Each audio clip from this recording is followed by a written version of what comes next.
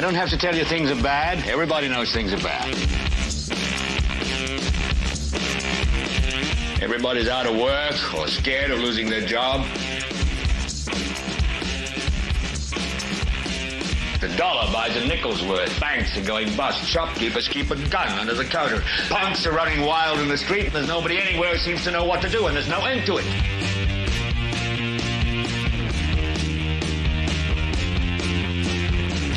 The air is unfit to breathe, and our food is unfit to eat. And we sit watching our TVs while some local newscaster tells us that today we had 15 homicides and 63 violent crimes, as if that's the way it's supposed to be. We know things are bad, worse than bad. It's like everything everywhere is going crazy, so we don't go out anymore.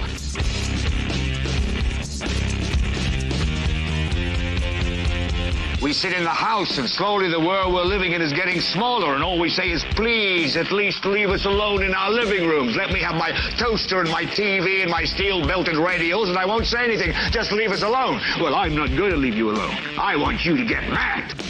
I don't want you to protest. I don't want you to riot. I don't want you to write to your congressman because I wouldn't know what to tell you to write. I don't know what to do about the depression and the inflation and the Russians and the crime in the street. All I know is that first, you've got to get mad.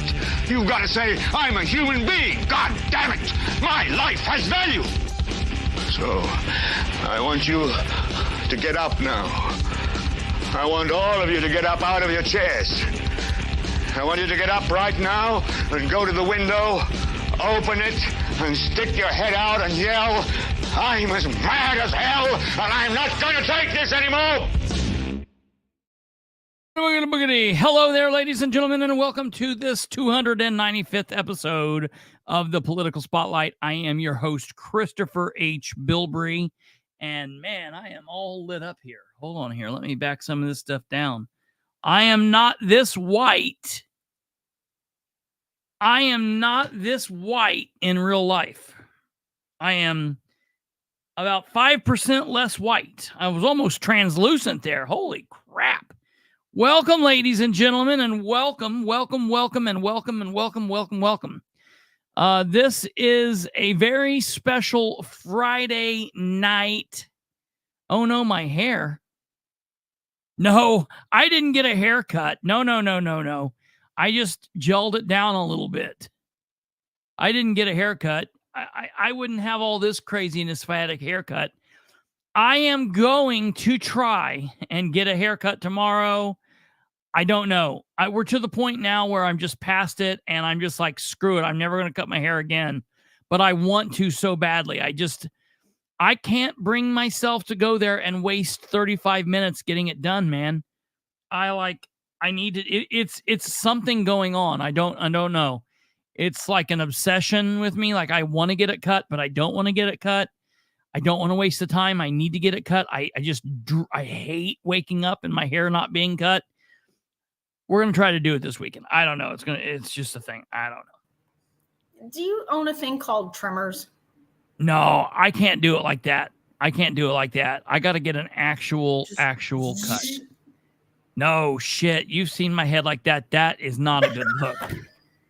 That is not a good look. That is not a good look for any reason. Well, next time I have a haircut day with the boys, you can come over here and I can do it. That would be hilarious. I give a mean high and tight. Yeah, well, that I could pull away with that, but I could pull that off. But yeah, we'll have to see. I'm gonna try to get it done for a haircut, though. What? It's a bit of a drive for just a haircut. Yeah, well, yeah, right, yeah. I'm gonna hook you up. What?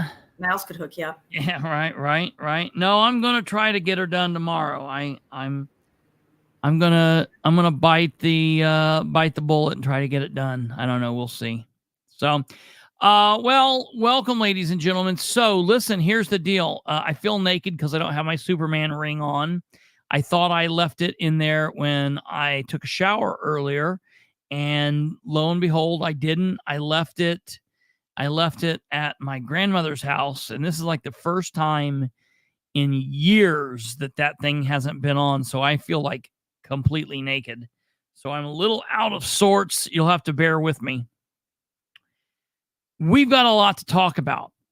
So when I originally planned tonight's show, I originally planned that we would really just be talking about the finance committee meeting. The city of Muncie had their third and final finance committee meeting tonight, and I thought that's what we would be talking about. So the finance committee met to go over the remaining departments: city clerk, street department, parks department, and Beech Grove Cemetery. Keep in mind the Prairie Creek Reservoir had been gone over on Tuesday. Well, here's the thing.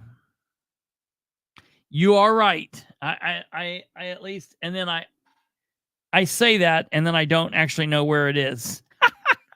It's around here someplace. I buried it, and I was like, oh yeah, okay, it's right there. So yeah, I do still have it. You know, it is what it is. All right. So here's the deal. I did this show, putting this show together, thinking that we would really just be talking about the finance committee. Then we did Wednesday night's show. And Wednesday night's show, we couldn't look at the Board of Works. So I was like, okay, Friday night will be the Board of Works. You know, what's that, 6 to 12 minutes? You know, somewhere around in there. 30 if it's crazy, but you know, that's once in a lifetime. It's less than 7 minutes, amazingly. So I was like, yeah, okay, Friday night will be the Board of Works and the Finance Committee. And I knew the way that the Finance Committee meetings were going, that it was going to be wham, bam, thank you, ma'am.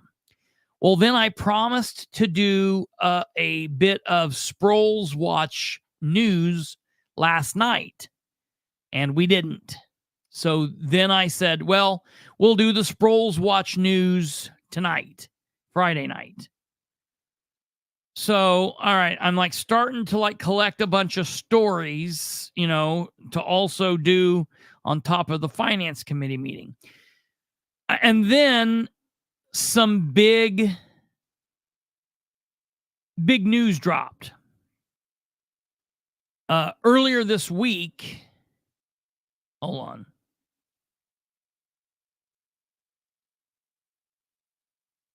on.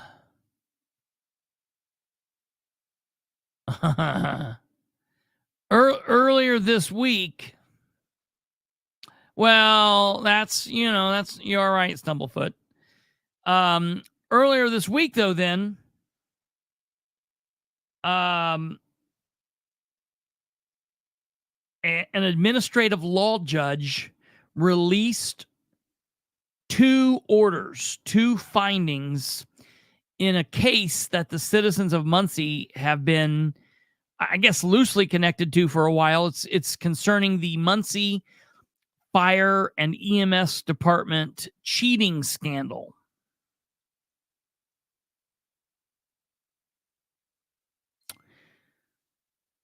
So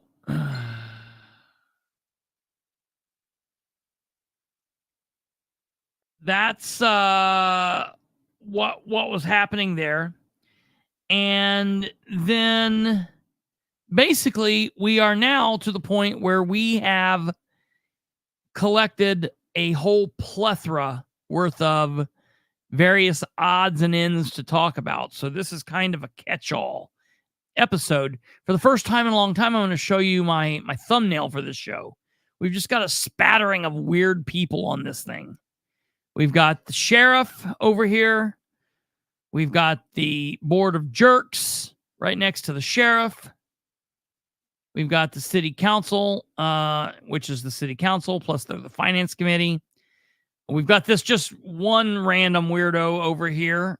Looks like Pillsbury Doughboy is going to take down, Manhattan. He's popped up behind fire station number 1 in Muncie. That's Lieutenant or Captain. Well, I don't know who he is, Lieutenant or Captain, something like that. Troy Delaney of the Muncie Fire Department. He is the one that's been accused of cheating, allegedly.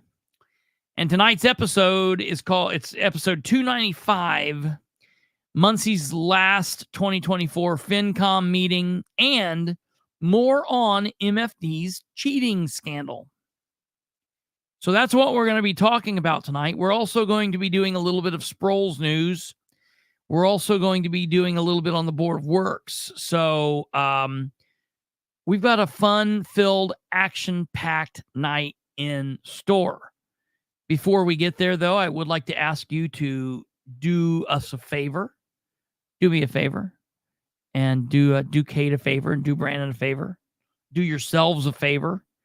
Hit the like, hit the share, hit subscribe if you're not subscribed. It doesn't cost you anything. Share the show with everyone you know. Talk to us. If you're here watching live, talk to us by utilizing the live chat box over there. If you're watching via replay, communicate with us in the replay comment box down below. It's very easy, and above all else, share the show with everyone you know.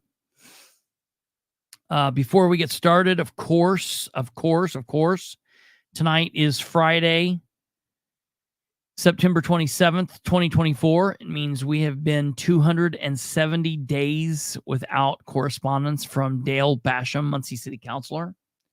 That is sad and scary, scary, and disappointing. And you know what's interesting is he talked quite a bit tonight at the Finance Committee meeting. For the first time in a long time, he talked quite a bit. Just really interesting. You know, he's just such a weird. Yeah, Joe. I'll save that for later on. Dale's just such a weird dude. I don't know, all the way around. So, that's that. I'm going to save the stuff about voting. You know what to do. We'll pick it up on the other side of Sunday. Get registered, do that stuff. But let's get into the show, okay? So, here's the thing. For tonight, we're going to spend a little bit of time on the Board of Works. We're not really going to spend a whole lot of time on the Finance Committee because it went pretty quickly. I've got some comments to say about it. We're going to spend a little bit of time on those things. I am going to keep up with my promise with EJack. I don't know if EJack is here, but I am going to keep up my word. I'm going to talk about the Sproles stuff right up here, right here. At the beginning of the show. So I hope you're here. If not, you'll have to go back and watch it. But we're going to talk about that. And then the good majority of the show, is going to be focusing on the Muncie Fire Department cheating scandal and what I know about that, what I've heard from sources, and kind of where we're going, what all that entails, and everything. So that's important. Okay, so before we I hope Catherine is on here. I don't know if Catherine's on here or not, but Catherine, if you're on here,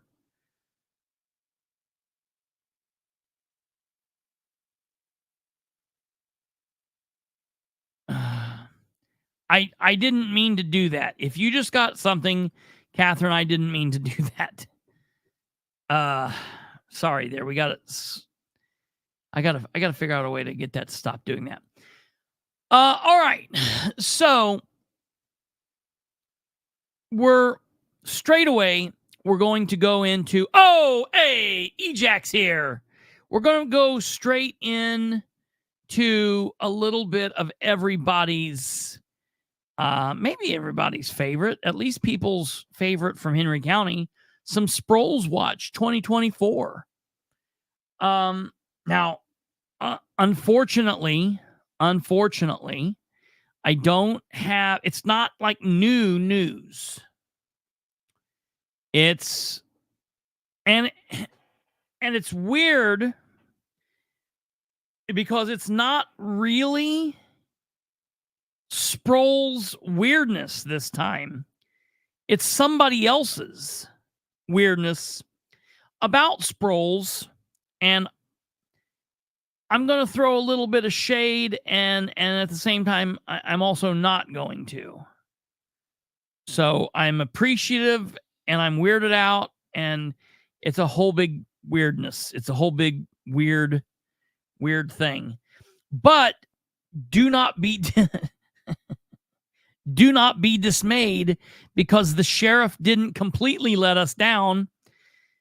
He responded to the situation in only the way that Sheriff Sproles would, as a complete jackass. So it's not like he left us completely, let us completely down. So the other day, here just in the last few days, really, I have been contacted by somebody. So we've been having this thing happen where these people will either, without asking, without any kind of like, hey, do you mind if we do this? Just, they will grab our material and they will chop all of our stuff out of it. They'll cut out me, cut out Political Spotlight, cut out Kate, cut out Brandon, cut out any of our branding, and they will use our material and just like use it. It's hilarious to me. Just absolutely nuts. Because like I would never, I mean, there are some things that I use as far as fair use. Like news related things like the debates and whatnot, but I don't say we've got a satellite feed in the debate. I always put in our description, this is owned and recorded by ABC News or CNN News.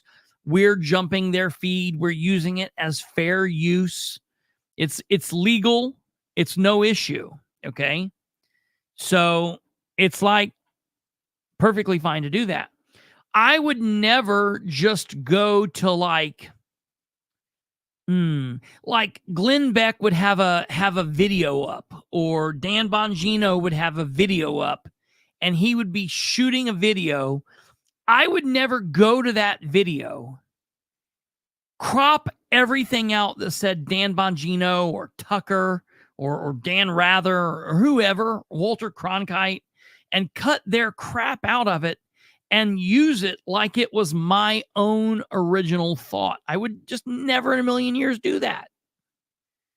And so there are multiple people that have just been doing this. Some really strange people, like people that I'm like connected with, people that are enemies of mine, people that are connected with me, people that know me, people that just completely don't know me. It's really weird.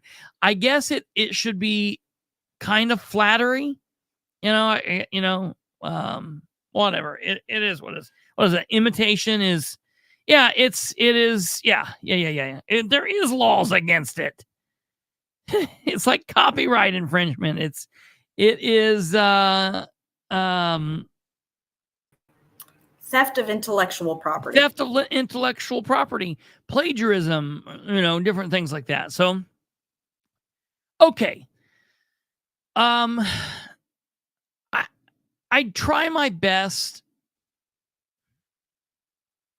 This is where I get a little conceited, where the Leo side of me, my narcissistic side comes out. I try to say, like, I don't want to punch down, but that would assume that I think that these people are below me or whatever. It's not that I think that they're necessarily below me. I just know that they're below me. It is what it is. Okay, here's the deal. There's a man in, and I wouldn't talk about this man if it wasn't for the fact that he's trying to do similar to what we do, kind of like the Political Project Uncensored and things like that. You know, Politico, be a man about town, you know, whatever, something like that. He has a page in Henry County, and all of a sudden, when did the Sproles beanbag thing happen? In July of 2022? July of 2023. Now I'm second guessing myself. Let me go look here really quickly. Podcast, playlist. No, I'll go to the playlist. And I will go down to the Henry County John Sproles playlist. And when I do that, give me 1 second here.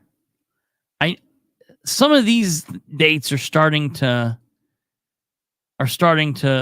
not be easy for me to get in my mind, just because I've got so much going on in my mind. And there's so much stupidity, like at all times, specifically when dealing with John Sproles. Okay, so the John Sproles situation happened.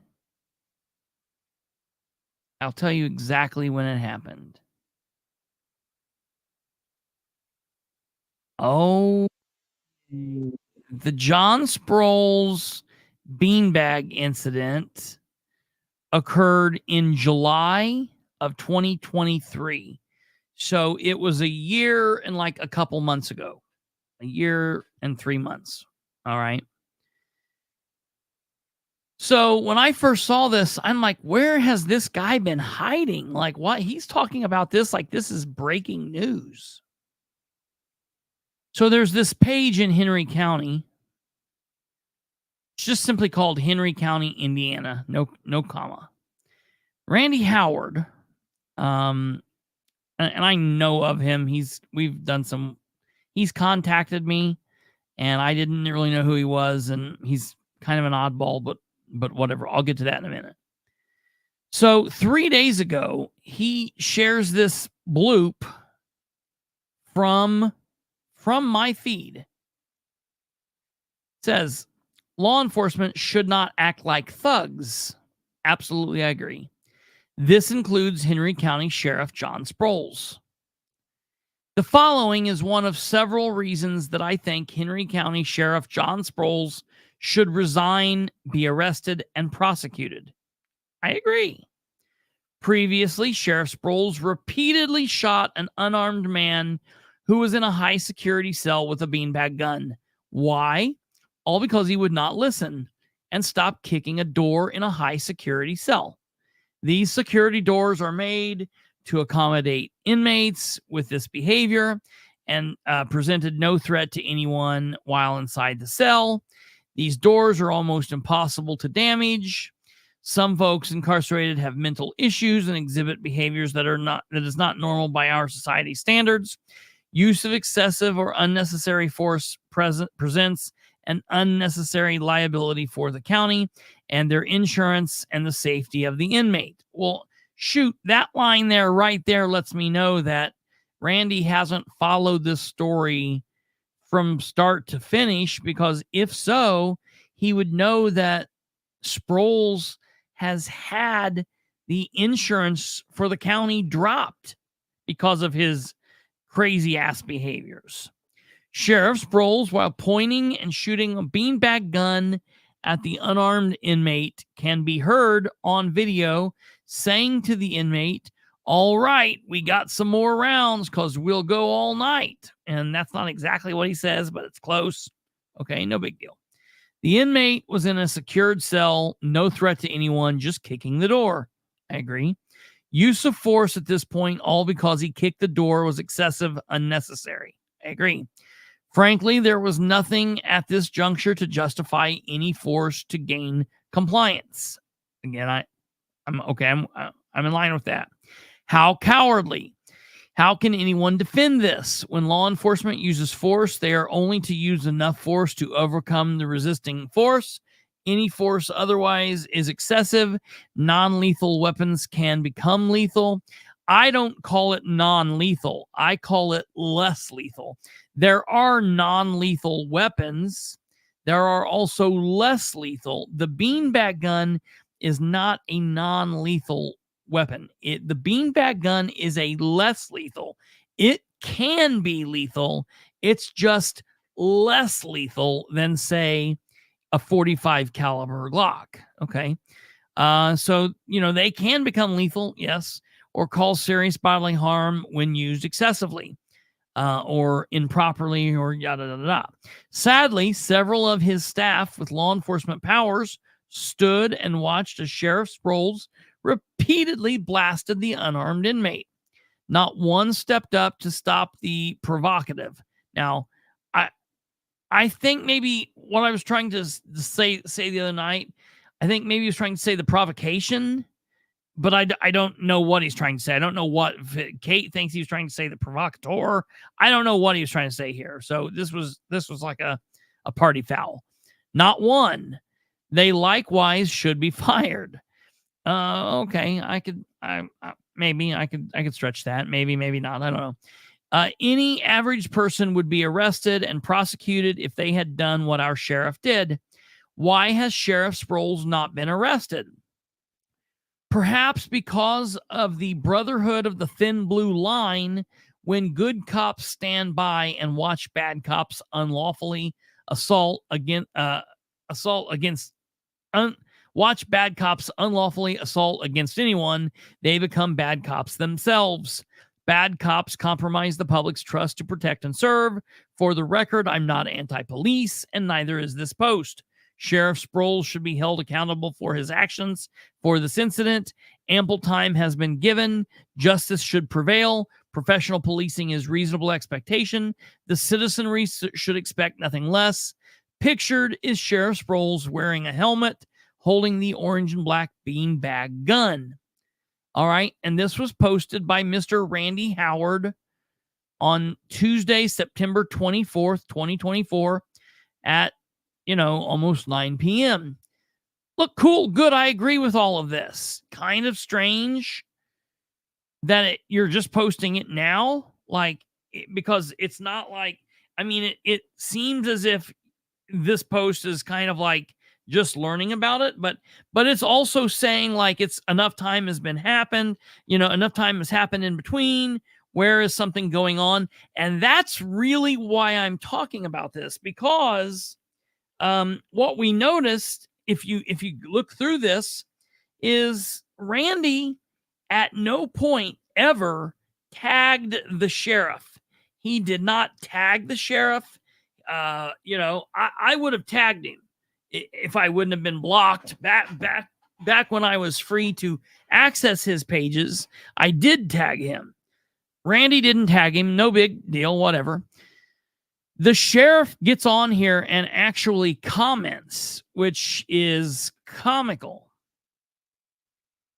Never in a billion years do I believe that I would see another elected sheriff respond to someone in the way that Sheriff Sproles responds here. Absolutely insane. Okay. Yeah, ejac, that's that is an understatement. So let me pull this up here. We've got some people that comment and go back and forth. Some people agree, some people disagree, whatever. Okay. We've got John Sproles here. And he says, "Wow, Randy. Last week, you were trying your best to get me to link up with you and do some kind of show called Coffee with Randy," which I guess is Randy's production. More power to him. I think that's fantastic. I think here's what happened. What I noticed was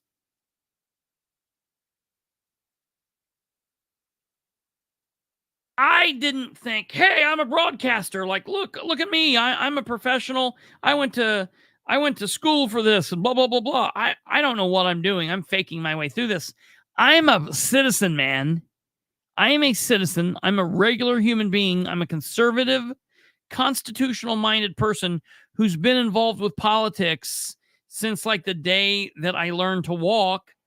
And I just got sick of seeing things and started doing this.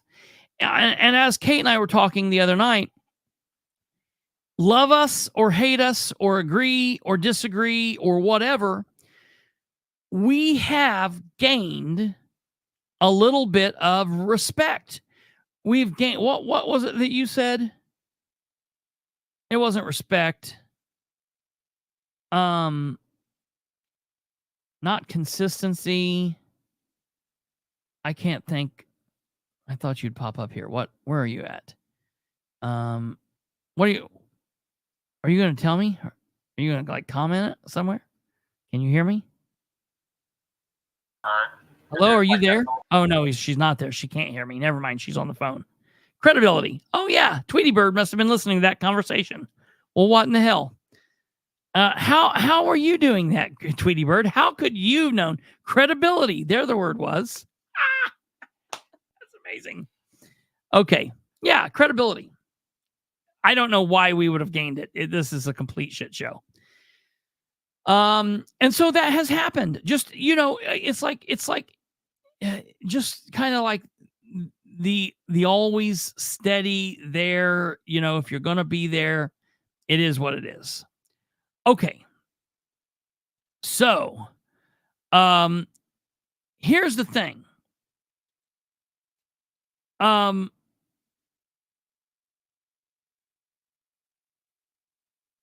When we started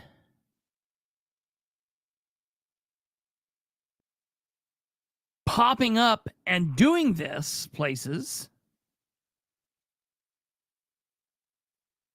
yeah, Jackie, that makes sense. Yeah, Julie said credibility. Tweety Bird said cred. I guess she didn't say credibility, but I got where she was going with it. Jackie said authenticity. Sure. Yeah. That's right.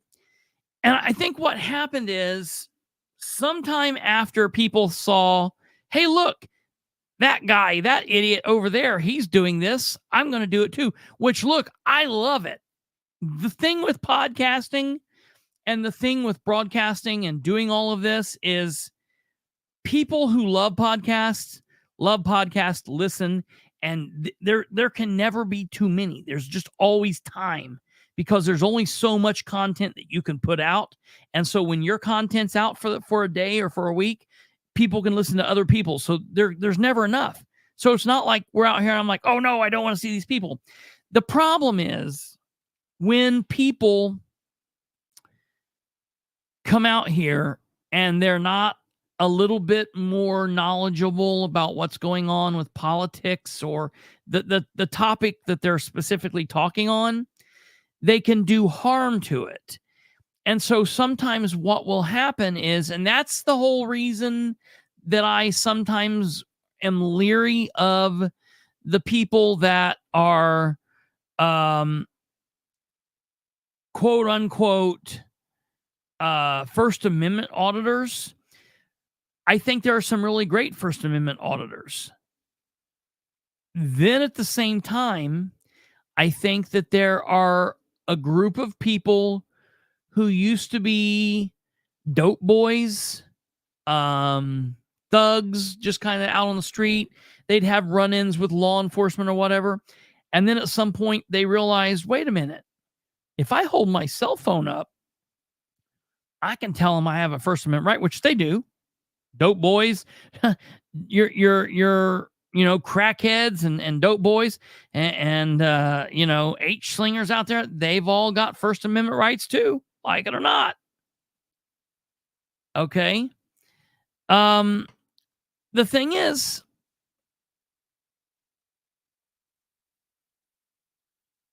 they have that right, but they do a lot of harm in the way that they go about what they're doing. It doesn't really help anything. And so that's why I've always said, like, hey, I'm a First Amendment auditor to the truest sense. I don't say that. I say I'm a constitutional auditor, because there's more than just one amendment we need to be worrying about.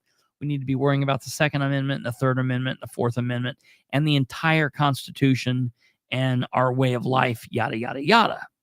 So sometimes I think that, that's why I always say, I don't just tell people to go out and vote. I tell people to get educated. You need to get educated on the issues and on the people first and foremost.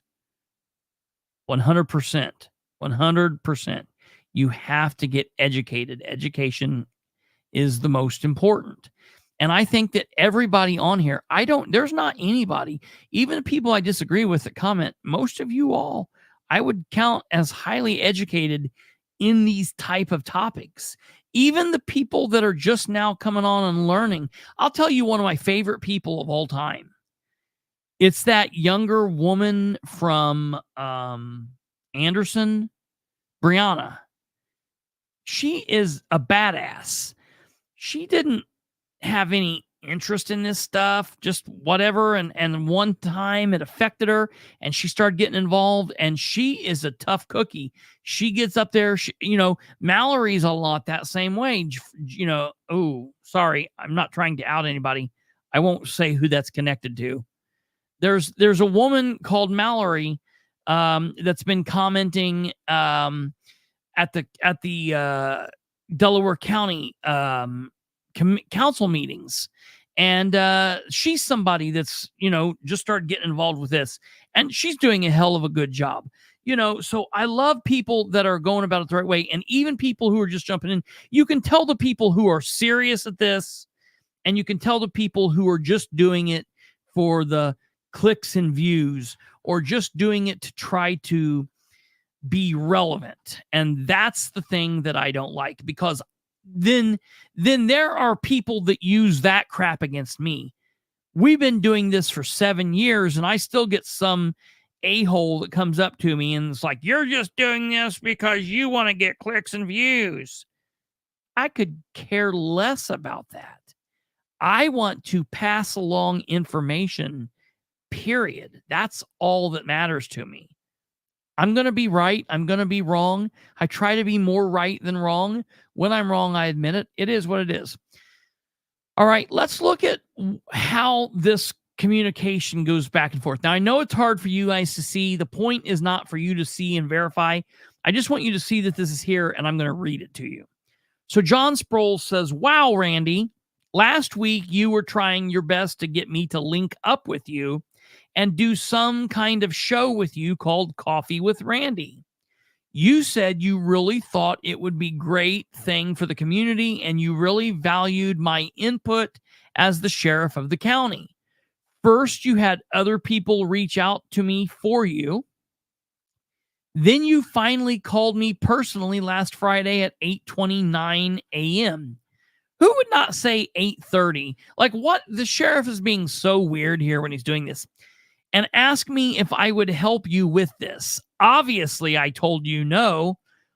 Well, why is that the answer? Why would the sheriff tell Randy no? Maybe he knows Randy's kind of a nutter, and so he's like, I don't want to be involved with that. But that's not the way that the sheriff should treat people. The sheriff should be like, yeah, I would tell you any information you want to know. I'd be willing to do a quick little interview with you. You got to meet the people where they are, okay? I told you no, and now you want me to resign over something that occurred over a year ago that the FBI investigated and determined there was no wrongdoing. Now, I do want to say for the record, the sheriff has said that multiple times and has not produced a document, to my knowledge, has not produced any type of investigation or any type of documents where he has been cleared. For example, when the ATF investigated Stephen Brand was pretty forthcoming with information. Yes, this is happening. It's a legal matter. I really can't say any more now. At some later date, I'll be able to say more. When they give back the majority of his guns, he released a statement saying that. And then he released a statement saying it's completely over. Everything's done. I was not arrested. I was not indicted. This was always just nothing. And it was nothing. It is nothing. And let's move on with our lives. So he released that. You want me to believe that the sheriff is like he is, and the sheriff is who we all know he is, and he's not plastered that letter out everywhere? Look, I may be wrong. He might have a letter, but I've never seen it. I've asked for it. I can't get it. I'd like to get it. I don't understand why he's not plastering it everywhere. I'm telling you, if I was the elected official, specifically if I was a law enforcement officer, and what I did and through a bunch of my actions, I looked completely crazed and racist by a lot of actions that I'd done, just bang, bang, bang, bang, back to back to back to back to back. And I believe if a bunch of people were calling for my head, I think that if the FBI cleared me, I would post that everywhere. I would wallpaper the sheriff's department with it, front, inside, and outside. You know what I mean? But no, he just says it in weird little posts like this. He then goes on to say, this type of thing is precisely why I have no interest in doing Coffee with Randy interview. Now, I actually have to back the sheriff up on this, and I'll come back and tell you why here in a minute. Same with when I started campaigning. You blew my cell phone up saying you were so thrilled I was running and you wanted to be on my team until I told you I did not have time to meet with you. What? Why as a candidate would the sheriff had told a citizen that I don't have time to meet with you? That's such a weird deal. This is so weird. Unless, again, he knew Randy was kind of a nutter. The case can be made for Sproles being a weirdo, Randy being weird, and all these people just being weird together. That's a very good possibility. He goes on to say, I will treat you with respect, like I haven't been doing here. I've been dogging you out, but I will treat you with respect, just as I always have when we run into you in the public. I can assure you there is a more peaceful way of life. What? Being at peace with yourself and others has a lot of physical and emotional benefits, especially as we get older. I wish you well, Randy. Just what a very strange response. To which we then get a response from Randy Howard that says, thank you for your reply. Apparently the truth hurts. You gave me no respect. I'd rather hear you refute my post than key on me, which I don't know what that is. Maybe that's your ego getting in the way. Like I mentioned, you should be arrested and prosecuted. There is so much more I may bring to light. That's the other thing that Randy always does. Randy always says, well, I've got information, but I'm not going to release it yet. I found that a lot of times when people do that, they really just don't have anything. They're just making you think that they do. It is what it is. The county deserves better. I agree. Best of luck to you as well. We're just kind of weird, like they're like hugs and kisses, and so on and so forth. Just a really weird back and forth. A really weird thing that I don't know why Randy just come up with this. Is it truly that his feelings got hurt because he asked the sheriff to come on and do something? It's very good possibility. The sheriff is a very strange individual. He is not a good person. He is not a good law enforcement officer. Again, he is stuck in the FNG phase. He should have been washed out. Again, we're talking about a man who is sheriff of a community, leading people who have been on the sheriff's department. Some of the people in his command are 15 and 20-year veterans of law enforcement. And here their boss, the sheriff of their department, only has right now like 4.5 years in law enforcement. There's so much still for the sheriff to learn. He's not in a position where he should be sheriff, but it is what it is. He was voted. The main thing is the people of Henry County need to understand what's going on. And that's the main reason I'm talking about this, because I'm telling you, if there are people out there that have no clue what has been going on with the sheriff, okay, listen to me. If there are people that thinks everything's been fine, everything's great, if there are people out there that do not know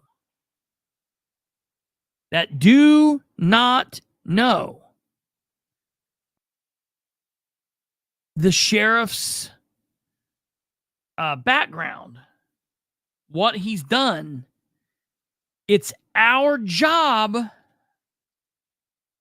to let them know, to bring it to their attention. Folks, this is a plug, it's a shameless plug for me, for us. It is what it is, but it's one of the best ways I can tell you. You are free to tell people anything that you want and pass along all of the stories that you want about the sheriff, and to tell anybody and everybody everything about him that you want. But if you don't have the time and you want to help spread the word, all you got to do, you can come to our YouTube page. Go to the YouTube page. When you're on the home page where it says home right here, and you see home right there, all you got to do is you click this tab that says playlists.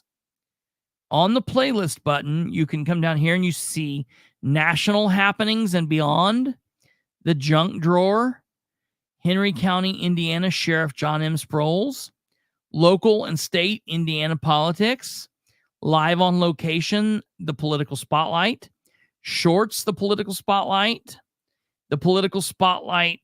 show, live commentary podcast, Indiana state legislative happenings with Brandon Rudd, and that's it. Okay, this other one's my private music list and whatever, so you won't see that.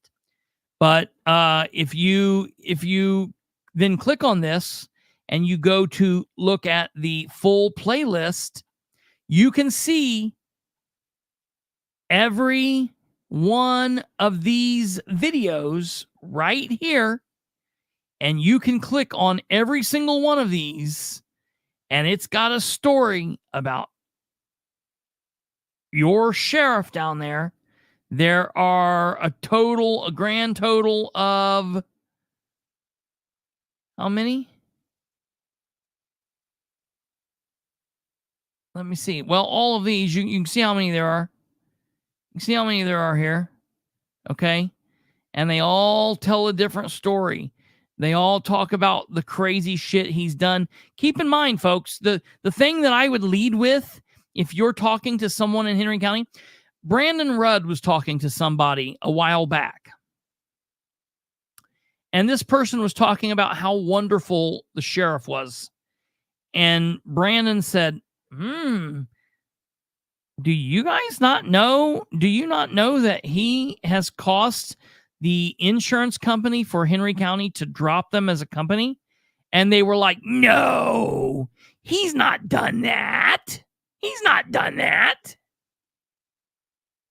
And Brandon was like, yeah. You better go check some things.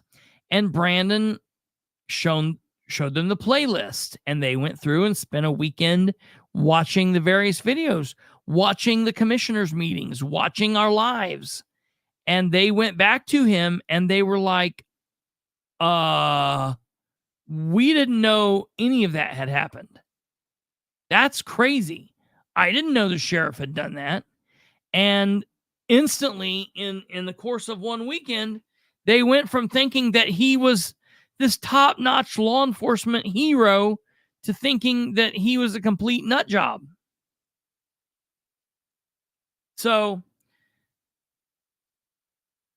just letting you know, it's out there. We put it out there as a tool. Share it. Spread the word. Spread the wealth. Spread the knowledge. It's very important. As for this deal with the sheriff and Randy, I absolutely agree with EJack. I think both the sheriff and Randy are kind of attention whores, and that's just, it is what it is. It is whatever. One time, Randy blocked me from his group because he didn't like the fact that I guess I have sources that reach out and tell me stuff. I don't understand. That's one of the biggest things that people get mad at me about, is that people will reach out and talk to me about things. I'm like, dude, it's because I reach out and talk to them. It's about building relationships, man. That's all it's about. It's about trust. Anybody can develop that. I'm not, some Svengali with it. Anybody can build trust. That's all you got to do. So, all right. That is the Sproles watch. An old story coming back up here recently. Kind of an interesting situation, but never a bad moment to remember. There are people out there that don't know the situation. There are people out there that don't know that the sheriff is off of his rocker and definitely should not be reelected. 82 videos, Jack. 82 videos. He went in. There are 82 Sproles videos. Rock and roll, dude. That's and just a new story just around the corner, GW. Dude, I couldn't have said it any better. You were absolutely correct. Yeah, Diane, I would say that's probably too. That's probably true. Randy's odd, harmless, but odd. Sproles is an egocentric idiot. I think that's true. I don't know. It is what it is. All right. So the next thing that we are going to do is we are going to take a look at the Muncie City Board of Works, because, well, for some reason their live streaming situation is set up in a way that if you don't watch it right when it happens live, you're not going to get to see it for a couple of days, because that's how we roll in the city of Muncie now. It is what it is. It sucks, but I guess we got to deal with what they give us and be grateful for it. Let me first of all get this thing. Whoops. I screwed that up.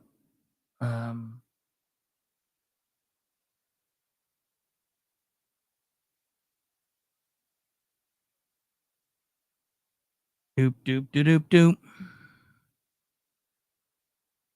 Okay. Present.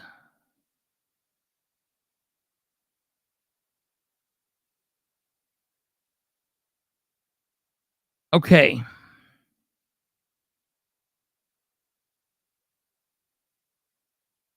All right, everybody. Well, I think we've already talked about how much they spend, so never mind. We can't play that game. We've already played it, I guess.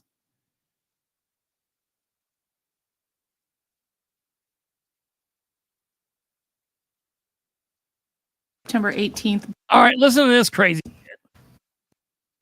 So, the king of fun, or whatever we call him, is not here again. So,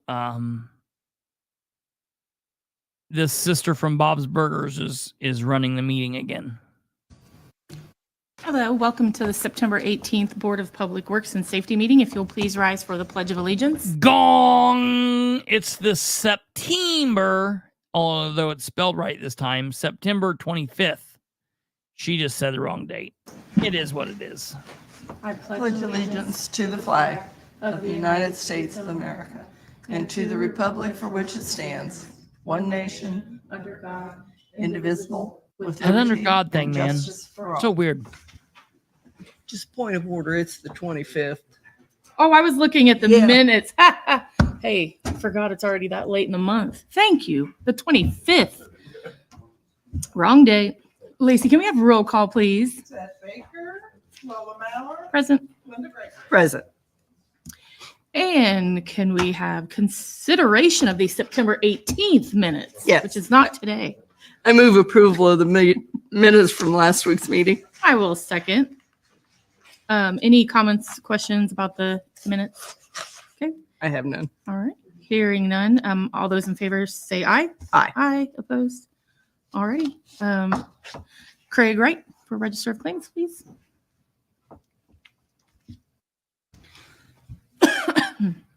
Good morning.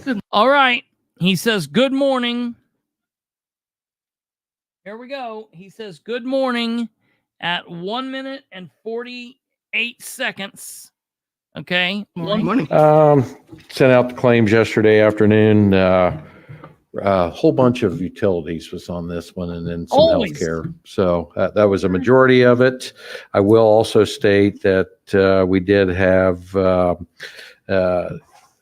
EFT for $1 million to TWG Kilgore Place, and that was taken out of Fund 760 and 296. That's where the apartment or the condos apartments going in on Kilgore.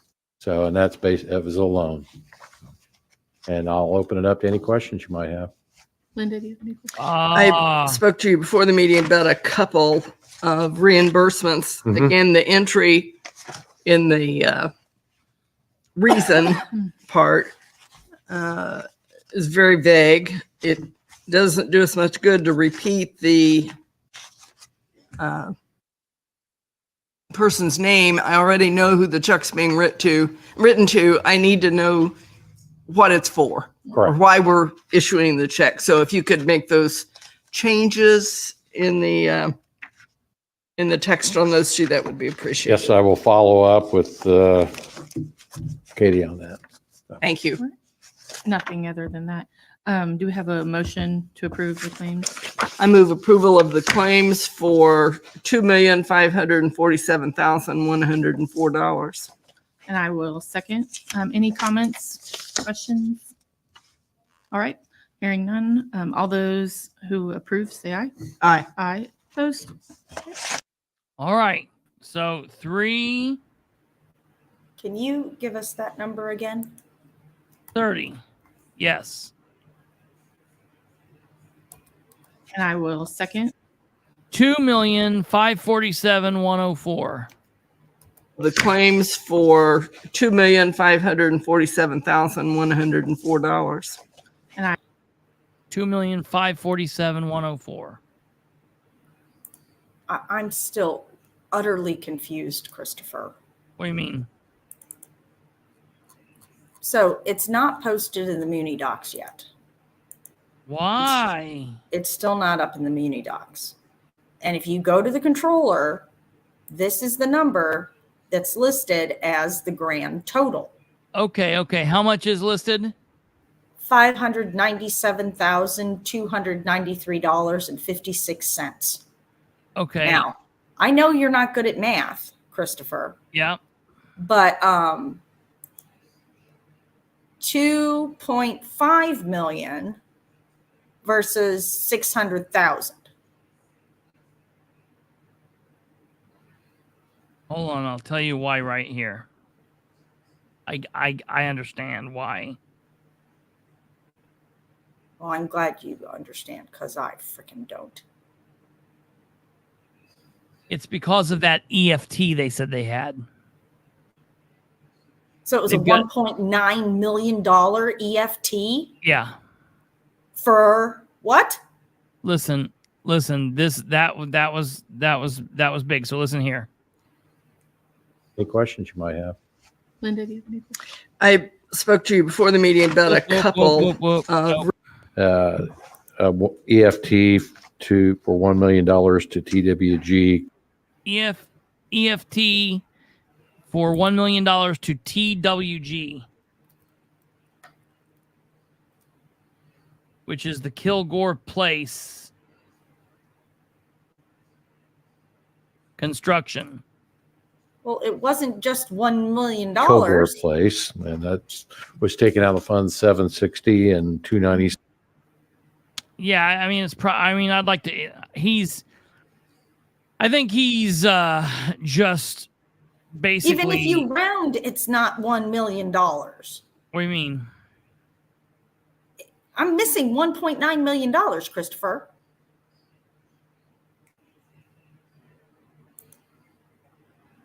$597,000, but they proved the thing for $2,547,000.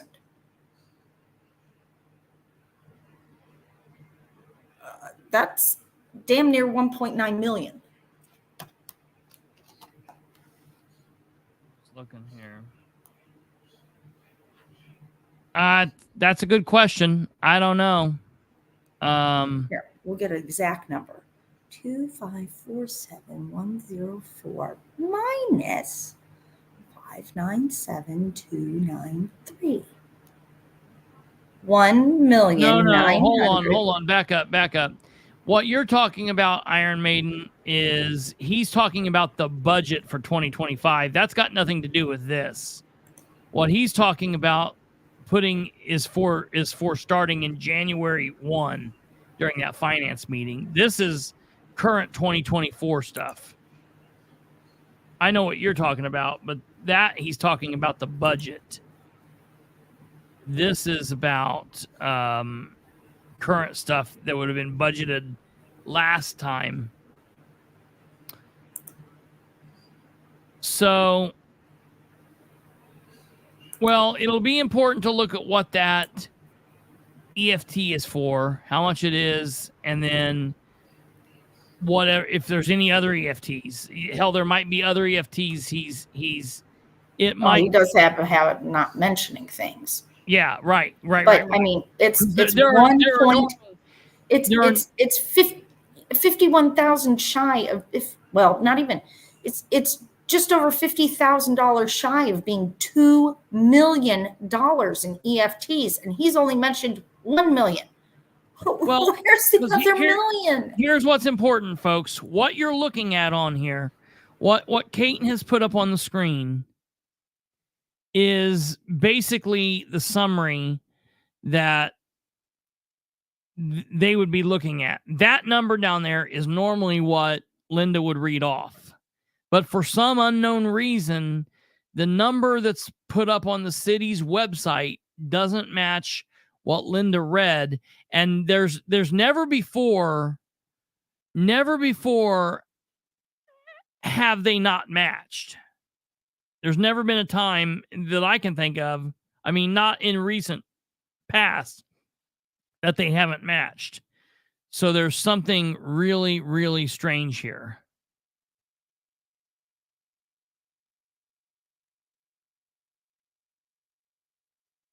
I don't know. We'll have to find out what the hell's going on there. doing the check. So if you could. Hearing none, all those who approve, say aye. Aye. Aye. Opposed? Okay. Thank you, Craig. Thank you. I don't have a problem. I saw what you said there, Steve. I don't have a problem with them doing some minor talking. They should not be addressing each other about the claims as much as they do. I've called them out of that. I've called them out about that. Due date is 9/27 to 9/27. What was paid that day? Well, today's 9/27. Hold on. Put put that back up, Kate, or I can get it. If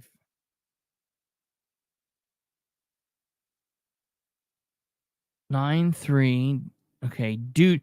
Okay, so what this is this is the due date, and this is so what they would do is they would vote on Wednesday and then cut the check today.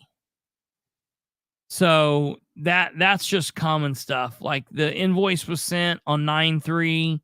It was due at the end of the month. They voted on it, and the check was cut today. So Monday, let me make a note of that. I need to ask why that stuff's not up in MuniDocs.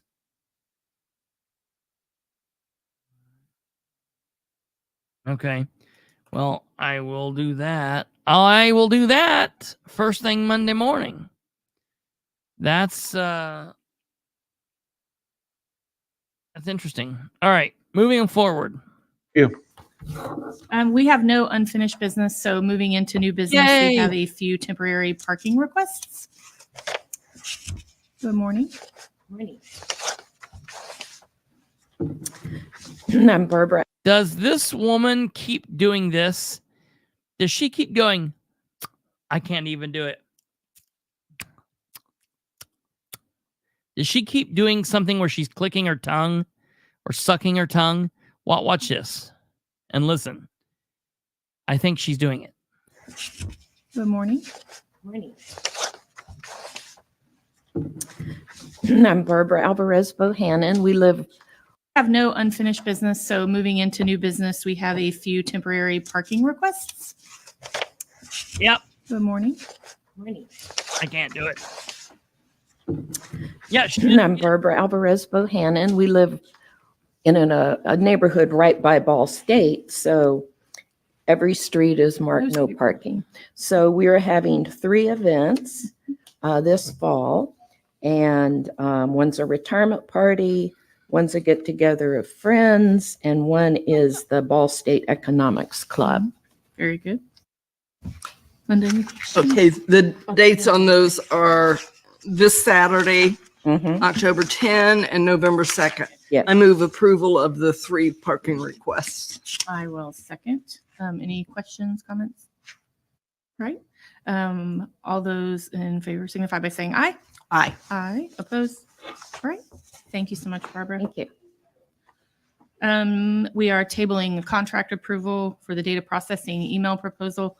And we have a bid opening for the downtown gateway. You're going to come and tell us all about it. A little bit about it. What? Good morning. So Good morning. this will just be a bid opening for our downtown Gateway Park. For those not familiar with where it's going to go, across the street. Basically, this is just signage, some landscaping, a little bit of a forum-esque area Yes, for please. lunch and that type of thing to go along with some of the economic development stuff that the mayor's been working on. Hopefully, it just adds a nice entry element to the city. So this is a bid opening for that. All right. So we have 2 bids.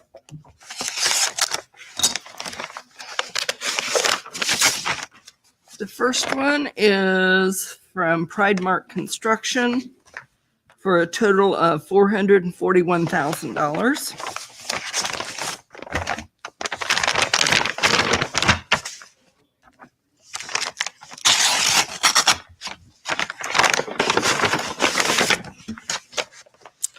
The second is from Flatland Resources, and it's for $378,747,065.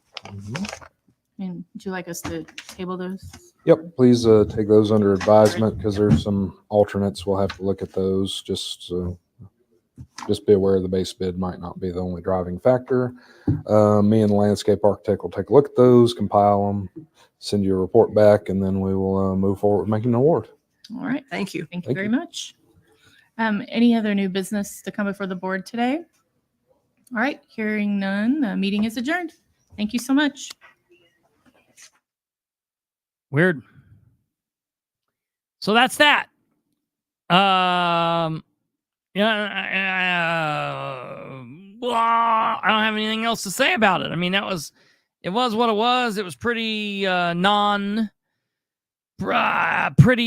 pretty non, blah. It was what it was. We'll have to find out what the hell's going on with the paperwork, why it's not in on time. It's really weird. It should be. I don't understand why. It is what it is. I will have to, that won't be a records request. That will be a question that I will ask of the communications director and of the controller next Monday. So we should get an answer pretty quickly. GW is saying, correct me if I'm wrong. So a total of 258 invoices with an average of 2,313 per invoice. Obviously some higher and some lower, but what the hell is going on here? I don't know if the average is necessarily right. I think it could be much more all over the place than that. I mean, if we look, Kate, do you have Muni Docs pulled up by chance? Can you go in there and find like one of the packets that we're looking for just a random week? And when you get ready to, put that, like, can you put that up when you get it? And that way people can see kind of what we're looking at, really. So this is, okay. All right. So this is the one from this is, well, okay. So, can you blow that up wildly?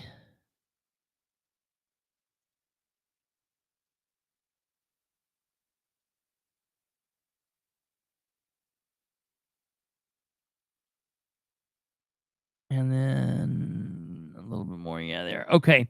So this is the email that he sends out. Okay. It says Craig Wright. This is what he sent out. This was for last week's 18. Craig Wright, Tuesday, September 17th. He sends it to Linda Hayes, Linda Gregory, Lola Maurer, Ted Baker, Matt Wegley, Richard Ivey, Shireen Wegley. He's still sending it to Michelle Owen. That's hilarious. I'll try to find out if Amber's aware of that. That's funny. He's not even he's not even sending it to Amber yet. That's right. Good afternoon. Please find the attached claims to be approved this week. There are a few claims I would like to bring to your attention that I have posted below. I will be in my office early tomorrow morning if you have any questions. All right. And then he shows this. Page 4, page 5, 6, 10, 12, 12. Page 12, page 4, 10,000. Page 12, 16,000. Ed Martin of Anderson. Police, 2025 Chevy Trax. Hoosier Fire Equipment for 22 recruits. Frederick's ARP Substance Abuse Center. That's interesting. That is really interesting. E&B Paving, Bar and Princeton Paving, WSP, which is engineers, USA, MVH, Engineering, Stormwater Design Support, Project Management, Lexpro Police, Law Enforcement Policy Manual, Delaware County Auditor, August court cost due, county. Okay. Go up from there. So that's the ones that he wants them to be like aware of. Okay, now go through that a little bit. Okay, so then this is the actual claims that they're all looking at every Wednesday. So there's 190 lines, and there was the bids that they voted on. If you go back and listen to the Wednesday, September 18th, you will hear that the claims that they voted on was 733,221 and 21 cents, and it's all of this stuff. So like there's 16 pages. So it's like it's just all of this, all of these are random claims, and like go down to like page 12 or 11 or somewhere in the middle of it. Okay, right there. Now blow it up, and let us go over here and see some of these names. Okay, so like for example, this says local road and street department, other services charges, and there's that WSP, American Structure Point, HWC Engineering, and then it shows like the check, and then it shows the invoice date, and then it shows how much. $171,899.89, and that's how much it was like this go. And then if you go okay, yeah, then there's it's just this is what it looks like every week, and this is what we deal with. This is what the claims look like, and they're anywhere from 10 to 13, 15, 16, 20 some 5 pages, give or take. And it's like pretty detailed sometimes, and then sometimes it's not. So like Jack said, detailed invoices are needed for vendors. I absolutely agree. That's one good thing Linda always says, is she wants them to, put in here what it is, and they do a pretty good job. But here's the thing. Unless you go through the trouble of getting online and going up and looking at this or polling this each week, you don't and won't truly know what it is that they are doing and where the money's going. They should be posting. I mean, they post this for people to find, but it's not, people just don't easily know where it's at. It could be a little easier. That's my main thing. Okay, thank you for that, Kate. You can lower that off there now. So it is what it is. All right. From there, we're going to briefly go into the city's last finance committee meeting. We've got two more stories to talk about, and while we spent a good period on the last two, these are kind of like the meat of the show. These are where it's at this go around, this episode. So again, I'm going to put this up here just so you can see just briefly. This is the agenda. City clerk, street department, parks department, and Beech Grove Cemetery was on the agenda, and that's what we're looking at. Here, Nora, at the last day of the week, man, she's not looking as chipper as she has been. Let's see where we go from here. This one too. Good evening and welcome to the third and final meeting of the Finance Committee for budget review for the 2025 budget. Please stand, face the flag, and join me in the Pledge of Allegiance. I pledge allegiance to the flag of the United States of America and to the republic for which it stands, one nation, under God, indivisible, with liberty and justice for all. Thank you. All right. So first thing that we notice, what do we notice? We notice that we have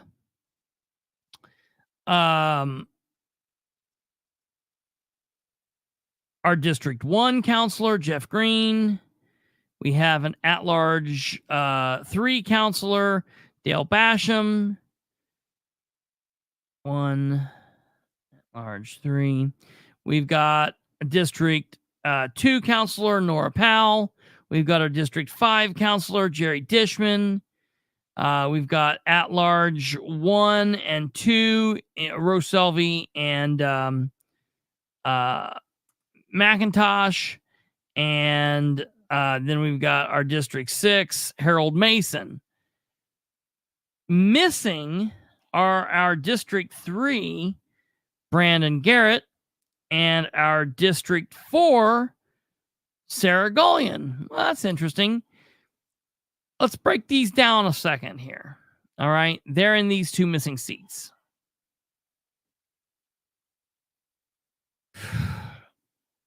I'm conflicted about this.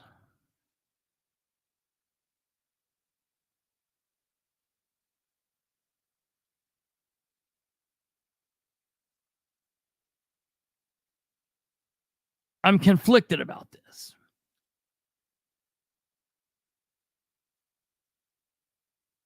We'll go District 3, then we'll go District 4. Before these 3 Finance Committee meetings were scheduled, they were scheduled at the end of last week, and they were set for Tuesday the 24th, Wednesday the 25th, and Friday the 27th. They were all scheduled for 5:15 p.m., which is a weird-ass time. Who schedules a meeting at 5:15? Why not 5? Why not 5:30? Why not 6? 5:15. Why not schedule it at 2:27? You know? I don't mind 5s for my OCD. Works for me, but that's weird. It doesn't work for my OCD with meetings. I've got a problem. That's a good question, Tweety Bird. I do not know. I can find that out, but I don't know off the top of my head. That's an interesting question. So when they were trying to decide when they were going to hold the meetings, Nora originally said, I want to have the meetings at 5 p.m.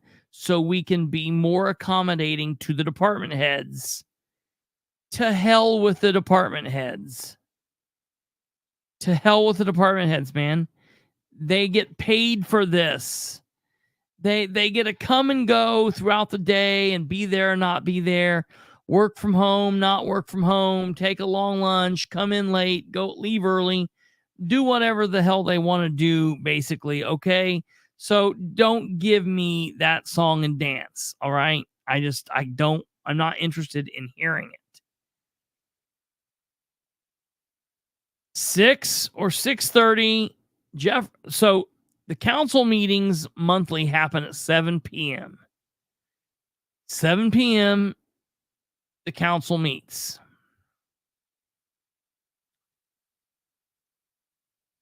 I don't understand why they would not have set these up at the same time that we've had them for the last 3 years at 6:30. We've had them be at 6:30 for the last 3 years. It makes sense. I don't understand. Whatever.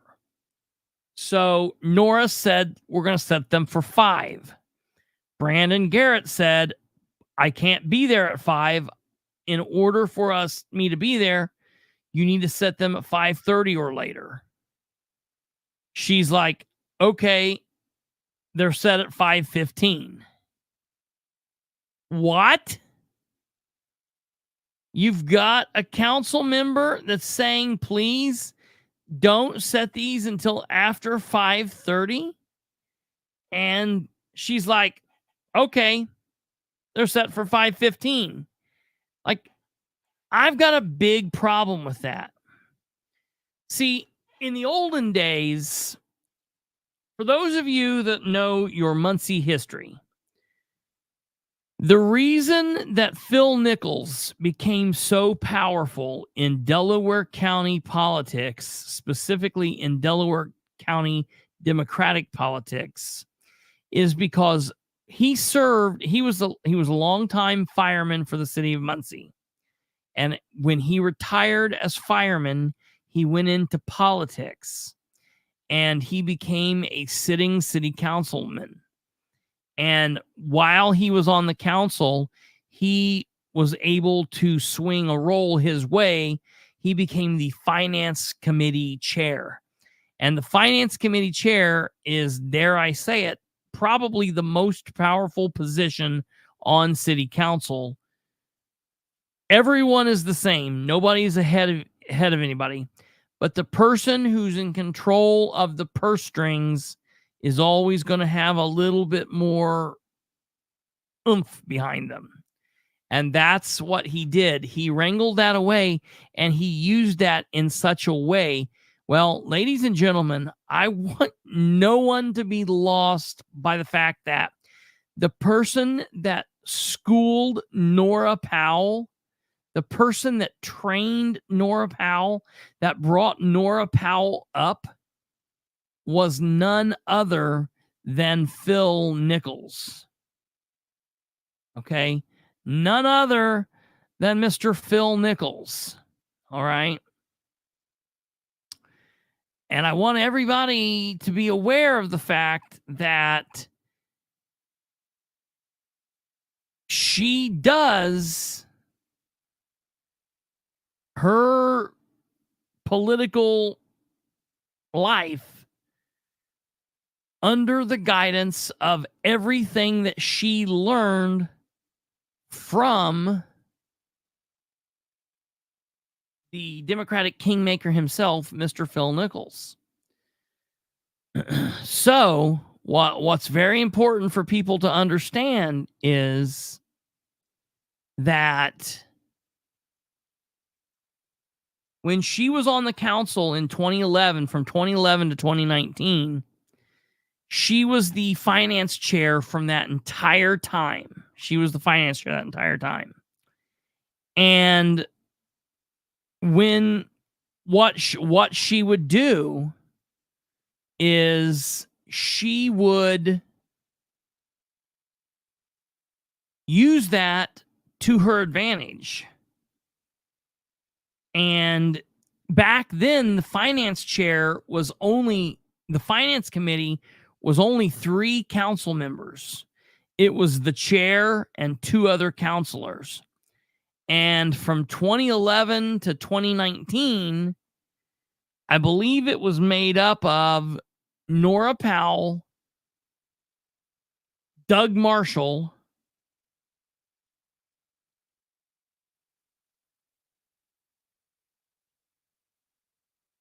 and it might have been Allison Quirk, or it might have been Lynn Peters. But either way, Nora Powell was the boss. She was the chair. She was the chair for all that time. And that's how she got her power. And I don't want you to take it from my words only. I want you to listen to Nora's very own words. This is from a recording in... This is from a recording that would have happened in the spring of 2019. Listen. The only person who has ever tried to tell me what to do or how to vote is Phil Nichols. The only person who has ever tried to tell me what to do or how to vote is Phil Nichols. The only person who has ever. Now, I know it's kind of a little hard to hear because this is being recorded at an event. What Nora is saying, and I'm gonna say it, then I'm gonna play it again. What Nora says here is the only person that has ever told me how to vote is Phil Nichols. The only person that has ever told me how to vote is Phil Nichols. Listen to it again. The only person who has ever tried to tell me what to do or how to vote is Phil Nichols. The only person who has ever tried to tell me what. The only person that has ever tried to tell me what to do or how to vote is Phil Nichols. To do or how to vote is fundamental. The only person who has ever tried to tell me what to do or how to vote is fundamental. The only All right. So, this is not just my imagination. This is a real live conversation, and that's her words. Okay. So she doesn't like this whole nine person council thing, which I don't know why, because the majority of them don't do anything, don't ask any questions. They're just sitting there as bumps on logs. So she still has run of the show. So she made this thing for 5:15. Brandon Garrett specifically said, I need it to be after 5:30. Now, to his credit, I'll say that was a shitty move on Nora's part. However, then on Monday, he calls me and he tells me I'm not going to be able to be there on Tuesday, but I will be there. He tells me I will be there Wednesday and I will be there Friday, to which I say, okay, that's good. Then about an hour before the meeting on Wednesday, he texts me and he says, my work schedule's not going to allow me to be there tonight. I'm upset about this. I'm mad, but I will be there Friday. To which I say, okay. And then, of course, on Friday, he doesn't show up.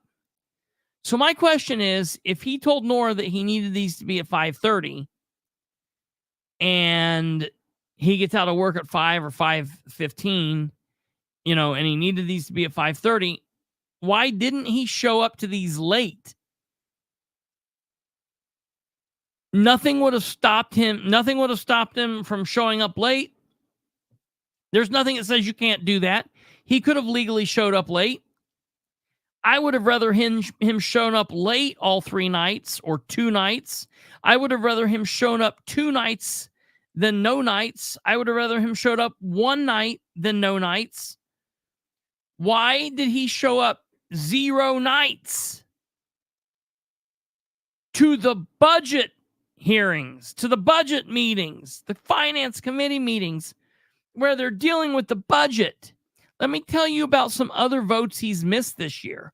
He missed the vote on voting on the fire department vote. Boy, I'm telling you, I like Brandon as a person. Telling you, I like him. But he's ineffective if he's not here getting the information, asking questions, being there. He told me that he did not like the fact that Nora was saying she wasn't going to allow comments. And he said something to me to the effect of, I'm going to say something about it on the record during the meeting. Then he doesn't show up and he doesn't say anything. Well, of course, no one gets to talk throughout it. So I was going to say, in order to be effective as an elected official, you've got to show up. You're not going to show up. You can't show up. Look, nobody's going to fault you for doing your job and needing to do your job. But if you've also ran to be an elected official and your job that you need to feed your wife and your kids and put a roof over your head, no one's going to beat you up for that. I get it. But if you can't do what you need to do for the council, if you cannot fulfill the obligation there, you shouldn't be taking a seat there. That's Brandon. He's not the only one missing. Sarah Gullion is missing. District 4 Sarah Gullion. Now, I'm going out on a limb here because I don't have solid proof of this. I heard this from someone, and this is someone that I'm starting to trust again. I had kind of lost some trust in this person, but we're starting to build some trust back. And I'm telling you, what I heard from this person is concerning. So tonight I heard, and I'm going to get to the bottom of this and find this out. But I heard that I'm going to look this up here real quick because there will be a way that I should be able to find this out.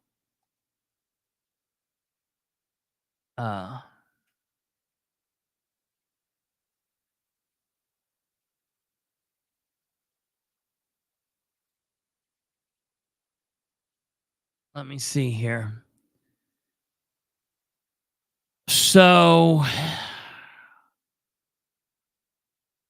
okay.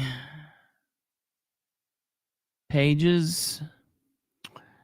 Okay.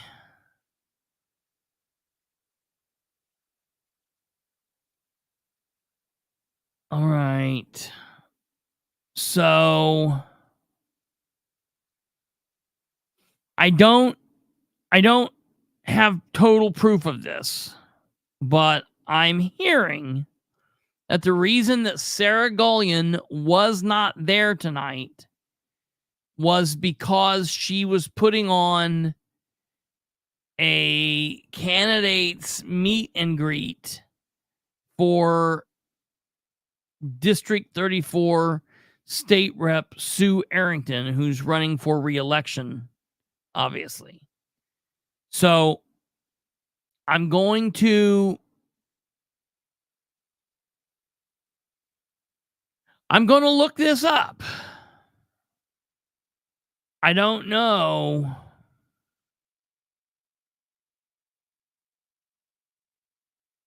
I don't know. I got to find this out. Yeah, Sue's opposed.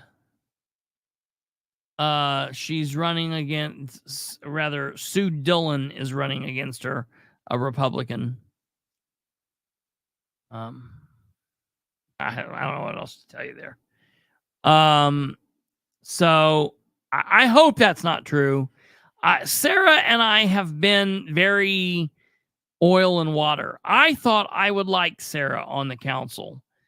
I have really not enjoyed her time on the council so far. I've been very, very underwhelmed by her ability on the council. And I hate saying that because I get along well with Dan Gibson and she works for Dan, and I don't want that to cause problems between Dan and I. I like Dan Gibson, but look, this is what I do. And I'm just letting you know the shoe fits. I do not like the fact that she rolls her eyes when people are up there talking, mainly myself. I don't like the fact that she starts packing up when people are talking.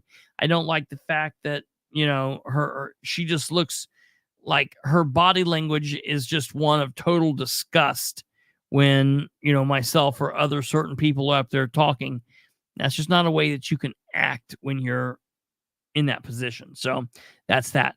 If Sarah Gullion truly missed tonight's meeting because she was holding a campaign event, that will be a no. You know what I mean? So that's that. Okay, here we go. Call, please. Mason, Here. And so Oh, you got it too.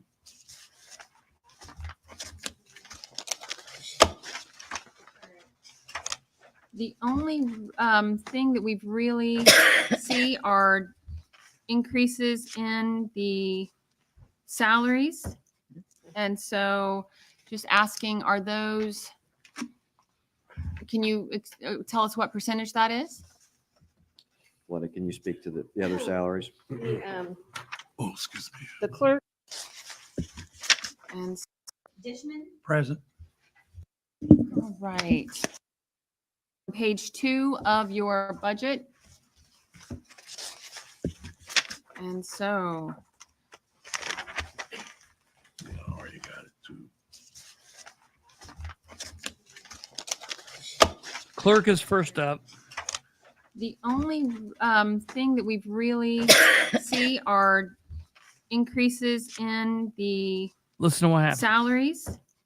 And so Just asking, are those, can you tell us what percentage that is? What, can you speak to the other salaries? Oh, excuse me. The clerks and the deputy chief all have a 5% increase. I'm looking at the budget I submitted. I'm not looking at the one that was actually. Okay, so you're understanding. The budget that the council has is the budget that the controller's office submitted to the DLGF and to the council, to me, to everybody. The clerk, as she should rightfully have, I'm not a big fan of Belinda's, but I'm going to tell her when she's in the right, and I'm gonna praise her. I'm gonna praise her and say when she does the good. And I'm going to say when I think I agree with her. And I agree with her that she should be able to give the council her own budget, since she is an elected official that oversees her own office with a number of staff that has a pretty important role within city government. And Dan and the controller were like, nah, we don't think so. We don't think so. I've heard Dan's went out on wild tangents saying that, you know, he would get rid of her if he could. He wishes he could get rid of her. And it's like, dude, she's an elected official. That, you know, you're an idiot. That's nuts. But they put forward her budget and did not put forward her raise that she submitted that she wanted. So if you remember at the last council meeting, her attorney, Brandon Murphy, stood up and said, we want you guys to recognize her budget. And so she gets up. Belinda, pulling a boss move the way Belinda is here, she doesn't bring the budget that Dan and the controller gave her. She has her budget. So when the council starts asking her about this, Belinda's like, I don't have that budget. I have the budget I presented. Listen how that goes over. Submitted to State Board of Accounts.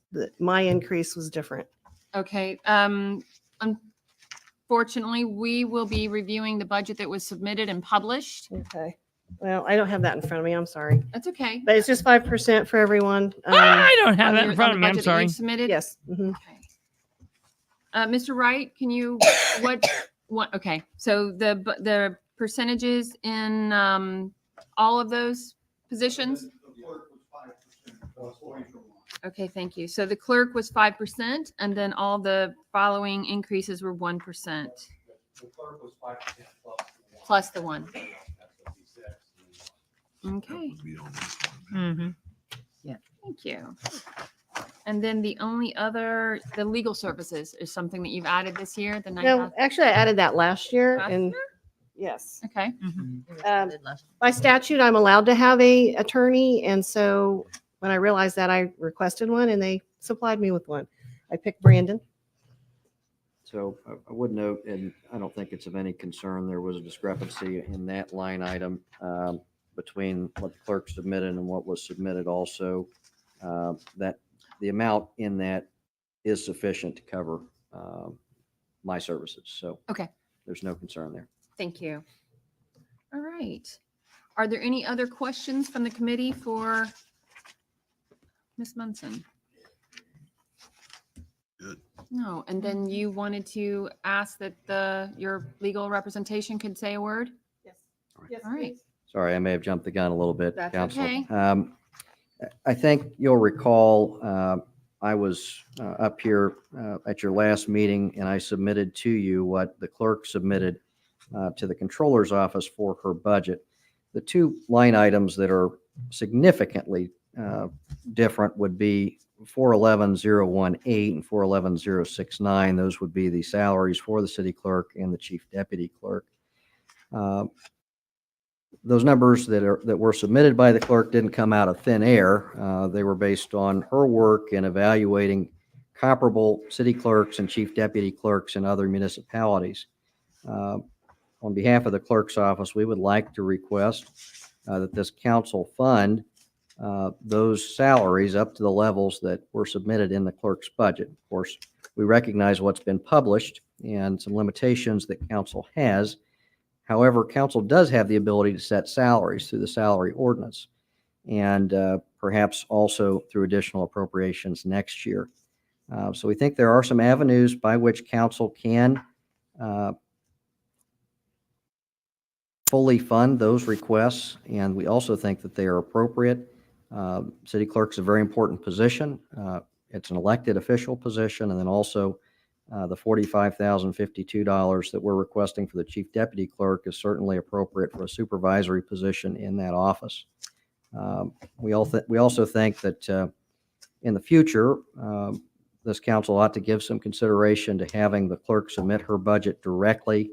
And I think that will also apply to the city court judge and her department, since they're separate elected officials, because it's council then that should ultimately decide the salaries and the line items within their budget. So we'd ask you to give all those things some consideration, and respectfully, we'd request fully funding those two line items we referenced. Thank you. Well, there you go. That was pretty anticlimactic. Okay, so we will move on to the street department, and that is on page 22 of your budget. At the end of the day, nothing happened. I think it's a shame that the council didn't work with us a little bit, didn't ask what's going on.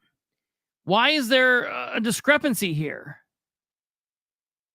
Why is this happening? This is ridiculous. But screw it. We'll come back to it. When we get done and I wrap up all my thoughts about this overall, I'll let you know. We move on to the street department. I got big thoughts here.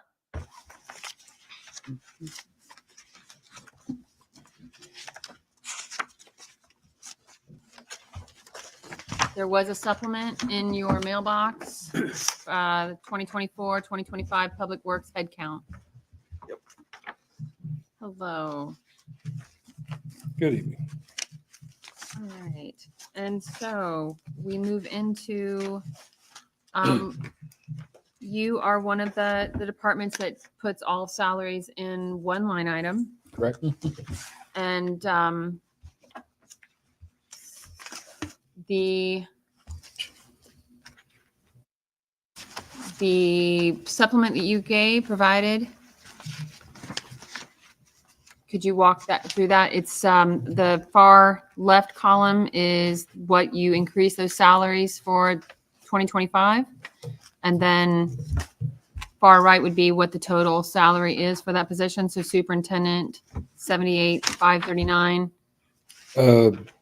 So what's shown in the left column is the 2024 plus. Hey, wait a minute. It's Adam. Well, what's Adam doing up here? Adam can't be presenting the budget.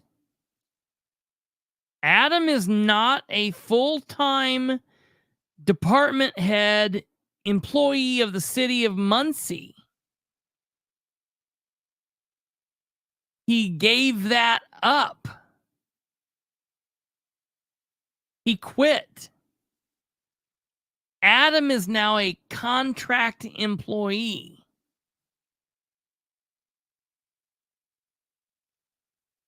This is insane that the city of Muncie is having him present this budget, having him in this role, having him, do whatever goes on. He should not be part of this. Okay. Yeah, absolutely. Yeah. Just think of this. Think of coming in as a full-time union man. Think about coming in and working as a full-time union man or union woman, and your supervisor says, hey, I'm telling you, you do this. And he's a contract employee. It's like, you don't get to tell me. They specifically have subsections about this, that a contract employee cannot supervise full-time employees. This is nuts. Yeah, like Space Cat saying, he was at one point the department head, the pick, but he chose to step down from it. So they go through his 10% budget. salary and wage. Because council has not approved the salary ordinance for 2024 until such times as approved, I was just showing that. He as talks plus about 10%. the fact all of his employees are AFSCME. The city of Muncie is shitting on the AFSCME employees. Where's Mayor Ridenhour? Mayor Ridenhour here? I don't know. We don't hear from him or see from him the whole night. I would say he's not. I just think Craig is. And Craig's over in the corner being all pissed off that he has to be there too. This is a sham. They are doing their AFSCME employees so bad. So bad. This is disgusting. The extended cost is that plus 10% for the 2024 budget. So it is what it is. Nothing happens. I'm just going to tell you, they do Design nothing. They're material, the like, one yeah, you said- everything's great. Been a big improvement. So And they talk about his fleet, and that's that. All right. Then we come on to Carl Malone, the park superintendent. And they talk about him, and they go through him, and listen, basically they run through him. And I'm sure And everyone talks about what a great job he's doing, and a good Heacon Park, and McCullough Park is great, and the tile in there looks good, and if you look through the window when the sun shines in, it's wonderful. yours as well, and perhaps you can just talk about it a little. When I look at the budget performance report, and I see, keeping in mind that we're about 75% through the year. Yes. Many of those items go well beyond 75%. How does that keep you up at night? Like 200%. There's times we try to figure out how we can do a better job at maybe cutting back. But when we get up over 200%, like for like other insurances, it's like at what, 169. That's just due to claims that were filed. Sure. Per our park season, maybe 4 years ago, 5 years ago. Yeah. But that increase is where that comes from. And then we had a major water leak that we didn't know about. Sure. At Heacon Park's not cabin, but storage building there at the basketball court. We since have gotten the repairs fixed and have that rectified. And then we added 2 other splash pads. Sure. Towards the end of the summer, and we had 1 splash pad that was constantly running, and we was calling in the vendor to come in and fix it. We had just a little issue with that, but that's kind of where that number has driven up a little bit. Do we need to have a bake sale or a car wash? I mean, these really, I can't imagine. Listen to this. The challenge you have as a director. Yes, thank you, and I appreciate the comments about the Cabin 6. Community development was really a partner in that floor. They redid that whole floor, didn't they? Yes. And listen, if you haven't been over there, get over there and check it out. It can be rented, can it? Yes, it can. That's going to be a good source of income for you all. Yes, it's already people are already starting to call quite a bit to put their names on the list to rent that cabin. No, you're fine. So. Mr. Malone, because the parks, the Beach Grove, because they have their So weird. for 26. So if that's what goes on there, there's no real conversation. They don't talk about cutting anything. They've not said anything about cutting anything the whole time. That reflect the 1% for all. 10%, you mean? Was it, the 10% from this year, but then what we've been seeing is, okay, so the 10 plus 1. Thank you. And then you had actually discussed adding staff members this year. Is that? Yes, but that got denied. It got denied. Listen, he said, yeah, we were looking at adding staff members, but that got denied. Then he realized he slipped up, because when he said that got denied, that means the only person that would deny that would either be Ridenhour or maybe Craig Wright. So one of them, but the Right Now administration, listen when people ask him about that, how he tries to double back and protect himself and protect them. This is the guy that does a good job, but he always gets way too emotional. He's trying to protect the Right Now group too much, and he gets crazy with it. We need staff, but it's got to be okayed. And that would be also something like the other departments that we could revisit in the beginning of the year. Okay. So The only thing I can say this year, I'm a part-time of the 2024. End up having at different times, 2 different part-time people in the office trying to help us get the records, okay. file maps done. And so 2024, I'm going to be a little higher on part-time. And I was hoping to get a full-time secretary and fill that position. Discuss that. That didn't work out. So, but we didn't change none of that other than what the raises, rate increases on the, I do have, and I talked to Craig about this, and I'm pretty sure the operator B and the operator A. This is so weird. This is like it's such a snooze fest. Salaries. Now listen to this. It was a mistake on, I think, both our parts. We we changed one of the operator B because halfway through the year they was paying the operator 2024. And it's years, so I'd like to get them operator B. Well, we're almost done with 2024, and we've dealt with that all year, so I'd like to get them switched. And it's So we'll follow up with that. You'll have to get with me to see what you want to say. Okay. Councilwoman Selby? Yes, thank you, Ms. Bell. When you first start talking, I'm sorry, I couldn't hear very well. You said something got denied, and I was trying to pay attention. Could you repeat that, please? Because We tried, or tried earlier in the year to, I don't know, 3 or 4 months ago to get a full-time groundskeeper. And then after that, I was trying to push for a full-time secretary because the part-time we had, they left. I had the last one I had, the first one, she ended up going to the animal shelter. She got on full-time or a regular part-time there instead of seasonal. And the second one, she worked for the school system. And when school started, she had to go back. So after that, they was getting so much done. I'd asked the board if we could vote on getting a full-time secretary, and that didn't happen yet. So maybe later it will. If not, we can use part-time in there, but then that gets into my outdoor part-time money because we just got one part-time line item. May I? I'm still confused. So when you say it was denied, who denied both? I don't know if denied's the right word. Ding, ding, ding, ding, ding, ding, ding. It just didn't go through. Yeah, why didn't it go through? Who didn't make it go through? Craig Wright or Dan Ridenhour? Why won't you be honest about this, Troy?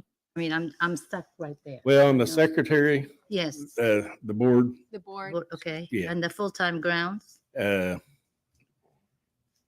don't want to say anybody really denied it. It was just a lot of talk about, and it just never happened. And we never got nowhere with it, I should say. I probably used the wrong word on that. Thank you. The alarm system, it went up. So weird. significantly. All Is right, that moving gonna be- on. They don't do anything with that then. That's that. IT. And he's They the actually- end. I want you to listen to how this wraps up. All right. That's a great. This is the How most much? important. Tickets are $10 and they benefit the older. Not this. Yeah. Here we go. And so that satisfies all the department heads. What I would like to ask the members of the committee is that if you, over the next few weeks, as we all digest this information, if you have questions that you have for department heads that you will be emailing, please email the entire committee. That way we all receive the same information and can and can add that to what we've received so far. The October 7th meeting, we will not be adopting the 2025 budget. That will be at a special meeting, which President Dishman has called on October the 23rd at 5:30 here in City Hall. So having said all that, are there any other comments? Okay, I will entertain a motion to adjourn. So move. All right. So, ladies and gentlemen, that is the end. That's the end of the Finance Committee meetings for 2024. As Nora said, we will have a regularly scheduled council meeting on Monday, October 7th. Citizens can go. There'll be just a regular agenda, and citizens can speak during the public concern. You can speak about the agenda, you can about the budget. You can speak about whatever you want or whatever. They will not do anything with the budget at that meeting. There will, though, however, be a special meeting, a special budgetary meeting on Wednesday, October 23rd at 5:30 p.m. And you notice she made this one for 5:30. And the reason she made it for 5:30 is because they want all the council members to be there, because all the council members should vote. So it's amazing. She made this one for 5:30, but she couldn't make the other ones for 5:30. It's very, very interesting. Very interesting how that seems to work out. Okay. So what's important about this is, did anybody ever hear them talking about cutting anything? Did anyone ever hear in any of those meetings that we watched? And I know that here on the live show, on the episode shows in the evening, the commentary shows, we didn't watch them from gavel to gavel, but I've put them out there and enough people watch them, and I listened to the whole thing. I never heard them cut one thing. Never heard them cut anything. All right. They've done some really crazy things, like Kate put over here in the comment, over here in our thing. The controller, the mayor, both got an 8% salary increase. The clerk got a 6%. They never really talked about the difference between, elected officials or department heads. The only things they did is the judge of city court. So city court, the police, the fire department,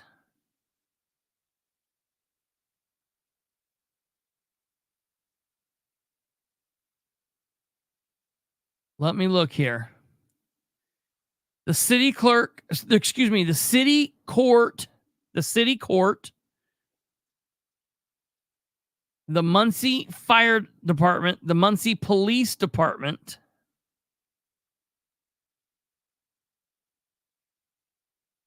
then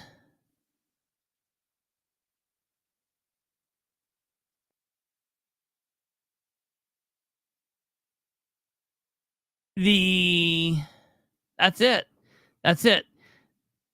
On the first one, it was the clerk, it was the court and the police department. On the second one, it was the fire department and that was it. Fire department. So fire department, police department, and court. They ask if they had any room that they could cut. So I'm going to tell you what I think is going to happen here. 8 of those council members are going to live their life over the next month and a half, month. Basically, month and a week. They're going to live their life. One of those council members, Nora Powell, is going to sit at home for the next 30 days. And she's going to make cuts and she's going to draw up a budget that only she makes up. She's then going to present that to the council, and they're all going to vote on that. That's what they're going to vote on. They're going to vote on a budget that is put forward by Nora Powell solely. And I cannot tell you how wrong that is. They all need to take a part in this. I don't understand what the hell they're doing. It's gonna be real interesting to see what's going on, because that is not how this was designed. I know Nora does not like that all 9 of them are on the finance committee now. I know that she hates it. But that does not give her an excuse to say, well, we're just going to come up and have them come up and just talk to them briefly, and then I'm going to go off and make my own budget, and that's what we're going to go on. That is nuts. And that's what's going to happen. That's what we're going to watch happen, folks. That should not happen. Unfortunately, that's what we're going to watch occur. So I don't know. Time will tell. As soon as they put forward the final budget, that the final numbers, I will get a reading on that. Now, you and I and Kate, we're going to go through the budget so you can see what she's going to do as soon as I get that, because it doesn't make any sense to show you a bunch of numbers that they're not going to vote on or won't be it. So I will show you the finalized budget before they vote, so you guys can understand and so you guys can have it. So if you want to go to the meeting, you can go and raise Cain or praise him or whatever. But I will let you know it's absolutely disgusting what's going on with this. Absolutely. Clinton. Okay, so before we leave, I've got just one last thing that we need to cover, and that is more on the Muncie Fire Department cheating scandal.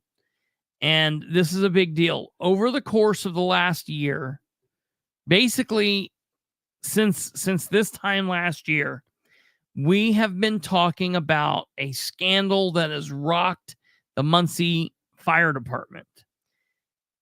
And basically how this was laid out before everyone was that there was an EM. Okay, so there's a couple terms that you guys need to understand.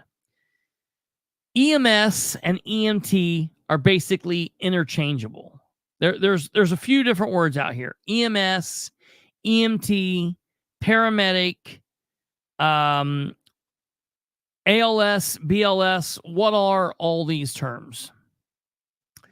BLS stands for Basic Life Service. So that is if you get in a car accident and you just bump your head, but it's not going to kill you and everything's okay, and someone calls and they're like, yeah, there's no injuries, or injuries are light, they will send an ambulance to you. BLS, Basic Life Support. ALS is Advanced Life Support. In order to run ALS, there has to be a paramedic on the truck, the ambulance. Okay, a paramedic is the highest form of EMS, EMT that you can get. You can be an EMT, an EMS, and you can be down here. But a paramedic is when you're a paramedic, you've had all of the, everything. So there's different layers of people and different schoolings and different training that they get. It is a common practice for people in law enforcement and in firefighting and EMS, when you have to do the state mandates and you do things like that, there is book work that you need to learn, and there's stuff that classroom work that you need to learn. But the majority of all of that stuff is work in the field. It's going out, it's being with someone who's experienced, an FTO, a field training officer that can train you and show you the ropes and give you the skills to do this one day yourself. When I heard what they were, I want to be real clear. I don't like Troy Delaney. Okay? Troy Delaney is the man at the center of this. He's very hard to get along with. He is very odd. He's got like some kind of almost like OCD that makes him like a workaholic. And it makes him just, people at the fire department have a hard time being around him. He is a strict proponent of the rules and of doing things, and he is an instructor, and he really cares about training these people to the best of their ability. He sent some text messages to him that I think he probably shouldn't have sent. Let me know the answers and so we can put them back. I put a lot into you. Let me see how much you can put back into me. We just want to keep this program going, yada, yada, yada. Well, basically, long story short, a lot of people don't know this. There was a battalion chief promotion that was in the works. And Troy, because of his training, his ability, his skill, his know-how, he was next in line for that battalion chief job. And the fire department works like this. Let's say the shifts are Monday, Tuesday, Wednesday. Monday morning at 7 a.m., the first shift goes in. It's called turn one. You turn left, you turn right. It's called turn one. Turn one works from 7 a.m. Monday to 7 a.m. Tuesday. At 7 a.m. Tuesday, turn two goes in and replaces turn one. Turn two works from 7 a.m. Tuesday to 7 a.m. Wednesday. At 7 a.m. on Wednesday, turn three goes in to replace turn two. And then they work from 7 a.m. Wednesday to 7 a.m. Thursday. And then on Thursday, turn one takes back over. And that's how they go through. Well, the turns are very cliquish. They don't get along and they battle with each other. It's very like high schoolish. Turn two hates Delaney. And they wanted their guy to be the battalion chief. And it wasn't going to happen. So they came up with this way to try and get him in trouble. They went to the chief, they went to the mayor, they started doing all this stuff, and whatever they were doing did not work. And that's when a person came forward and said, aha, he's cheating. And all of this stuff happened. And they went before the state mandate people and all of this stuff, and boom, bang, pow, man. They dropped a ton of bricks. A ton of bricks they dropped on him. They pulled he was stripped harder than anybody else. And they've had people do really weird crap. Really, really weird crap. Okay. EMS and fire department, like stalk girls, stalk underage girls, do their own drugs, do other people's drugs, and all sorts of things happen. But they hit him. They wanted to send him a message, and this to me was fishy from word one. But I've always said a couple things. Troy messed up and Troy needed to be punished. Did he deserve to be fired? I did not think so. Do I think Troy messed up? Yes, I do. Do I think the fire department, meaning the chief and the deputy chief, messed up? Yes, I do. Do I think that Mayor Ridenour messed up? Yes, I do. Do I think that the people on turn 2, do I think that there were people that lied, that cheated, that downright perjured themselves? Absolutely. And I think that some of those people are actually worse and did worse than what Troy did.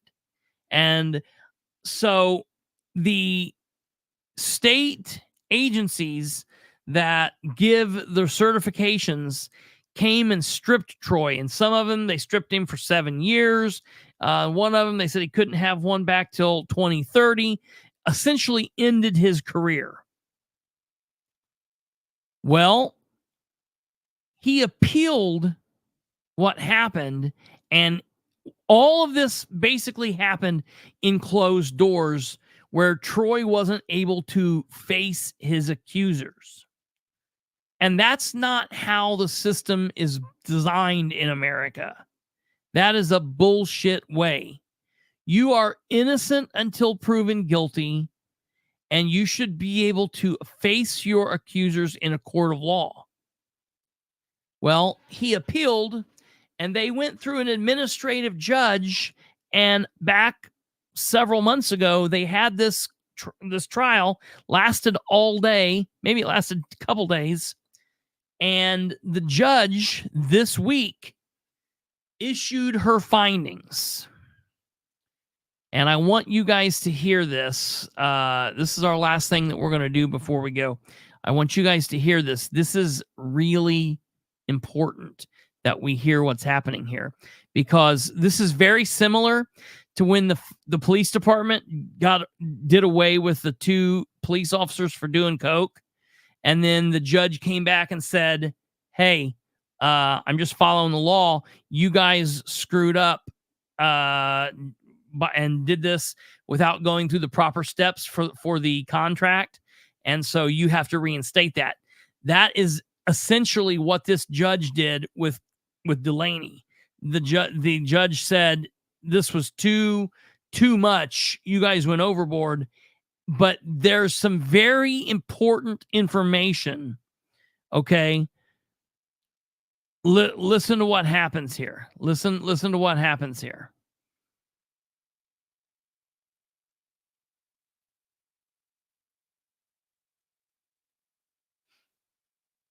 Okay.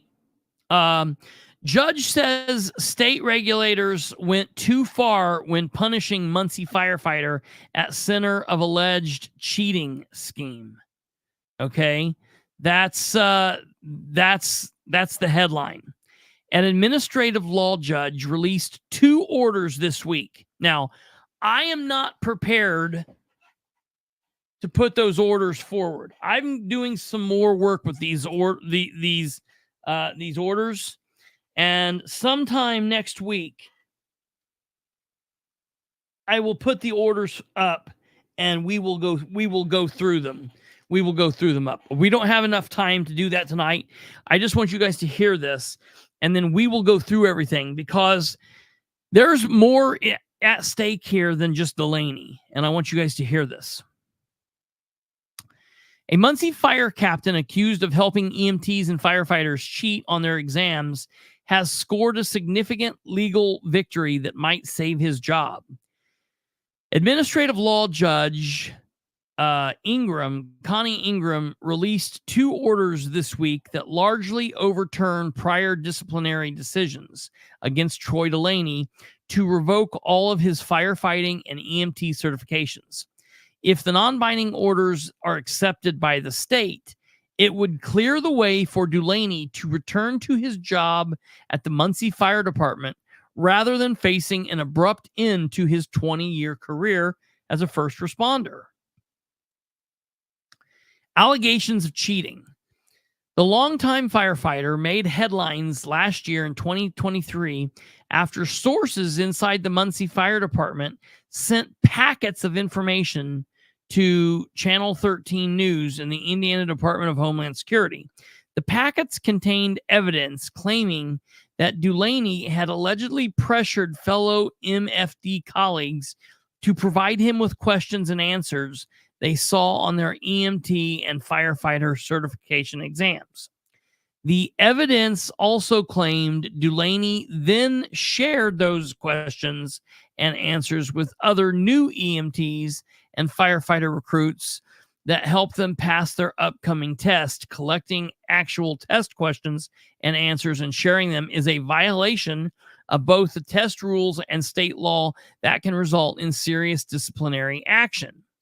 Following a lengthy investigation, the Indiana Department of Homeland Security that included interviews with Dulaney and at least 10 other Muncie Fire Department employees, 2 state agencies decided to impose the harshest punishments against Indiana's EMS, decided to impose Indiana's harshest punishment.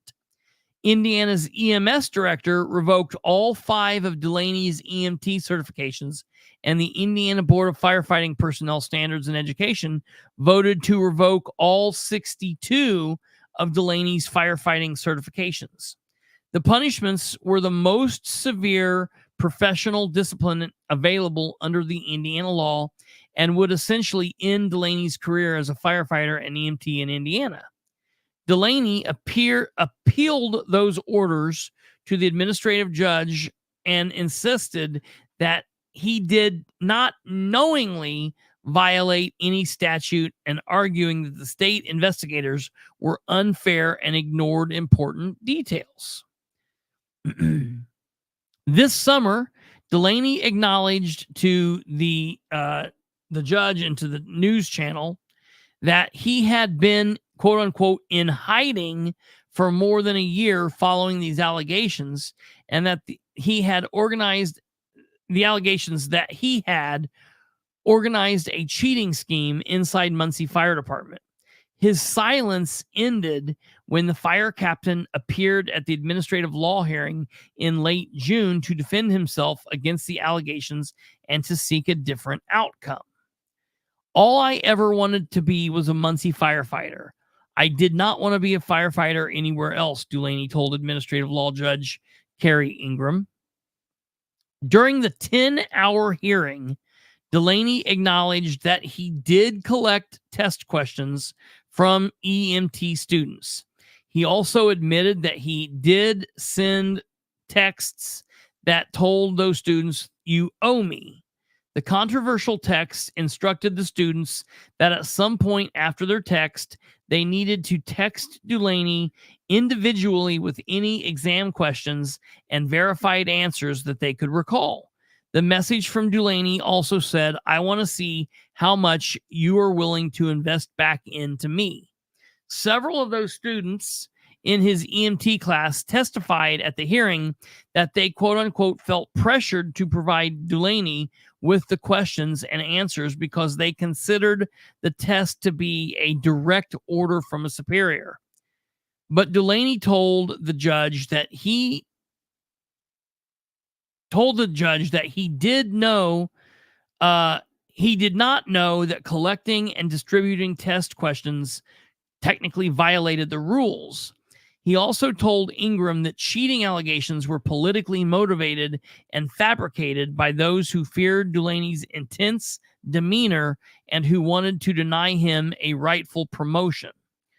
Dulaney insisted that he did not help students cheat, testifying that the dozens of questions that he texts students before their exams came from the study book and not from test questions he harvested from students. He also claimed that the state investigators were biased during their investigation, failing to interview the individuals who could provide important information and ignoring facts that were beneficial to his defense.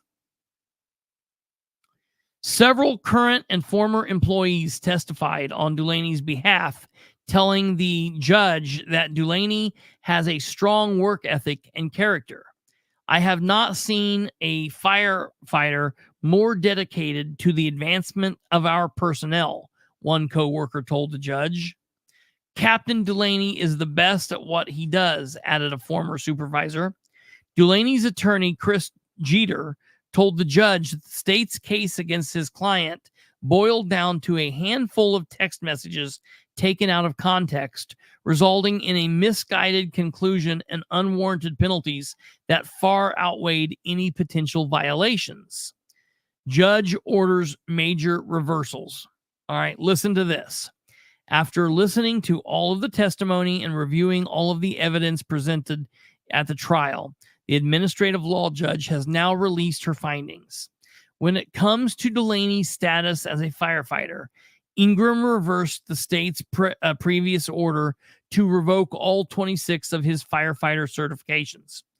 The judge said there was insufficient credible evidence presented that Delaney showed examinees questions and answers during the one fighter fire exam, that basically whatever happened here only happened with the EMS side. So as far as doing anything with the firefighter side, nothing there was done wrong. And so basically in that order, she said there was no credible evidence he did anything wrong during the firefighter testing. So she reversed that.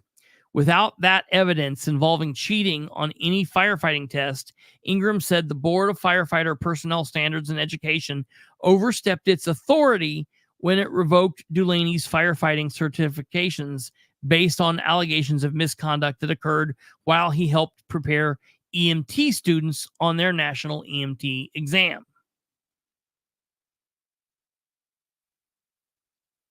As far as Delaney's emergency medical services certification, the judge wrote in a separate order that he intended to obtain information from students to be a better instructor and to help students be better and to help them learn the information and the skills necessary to pass the examinations.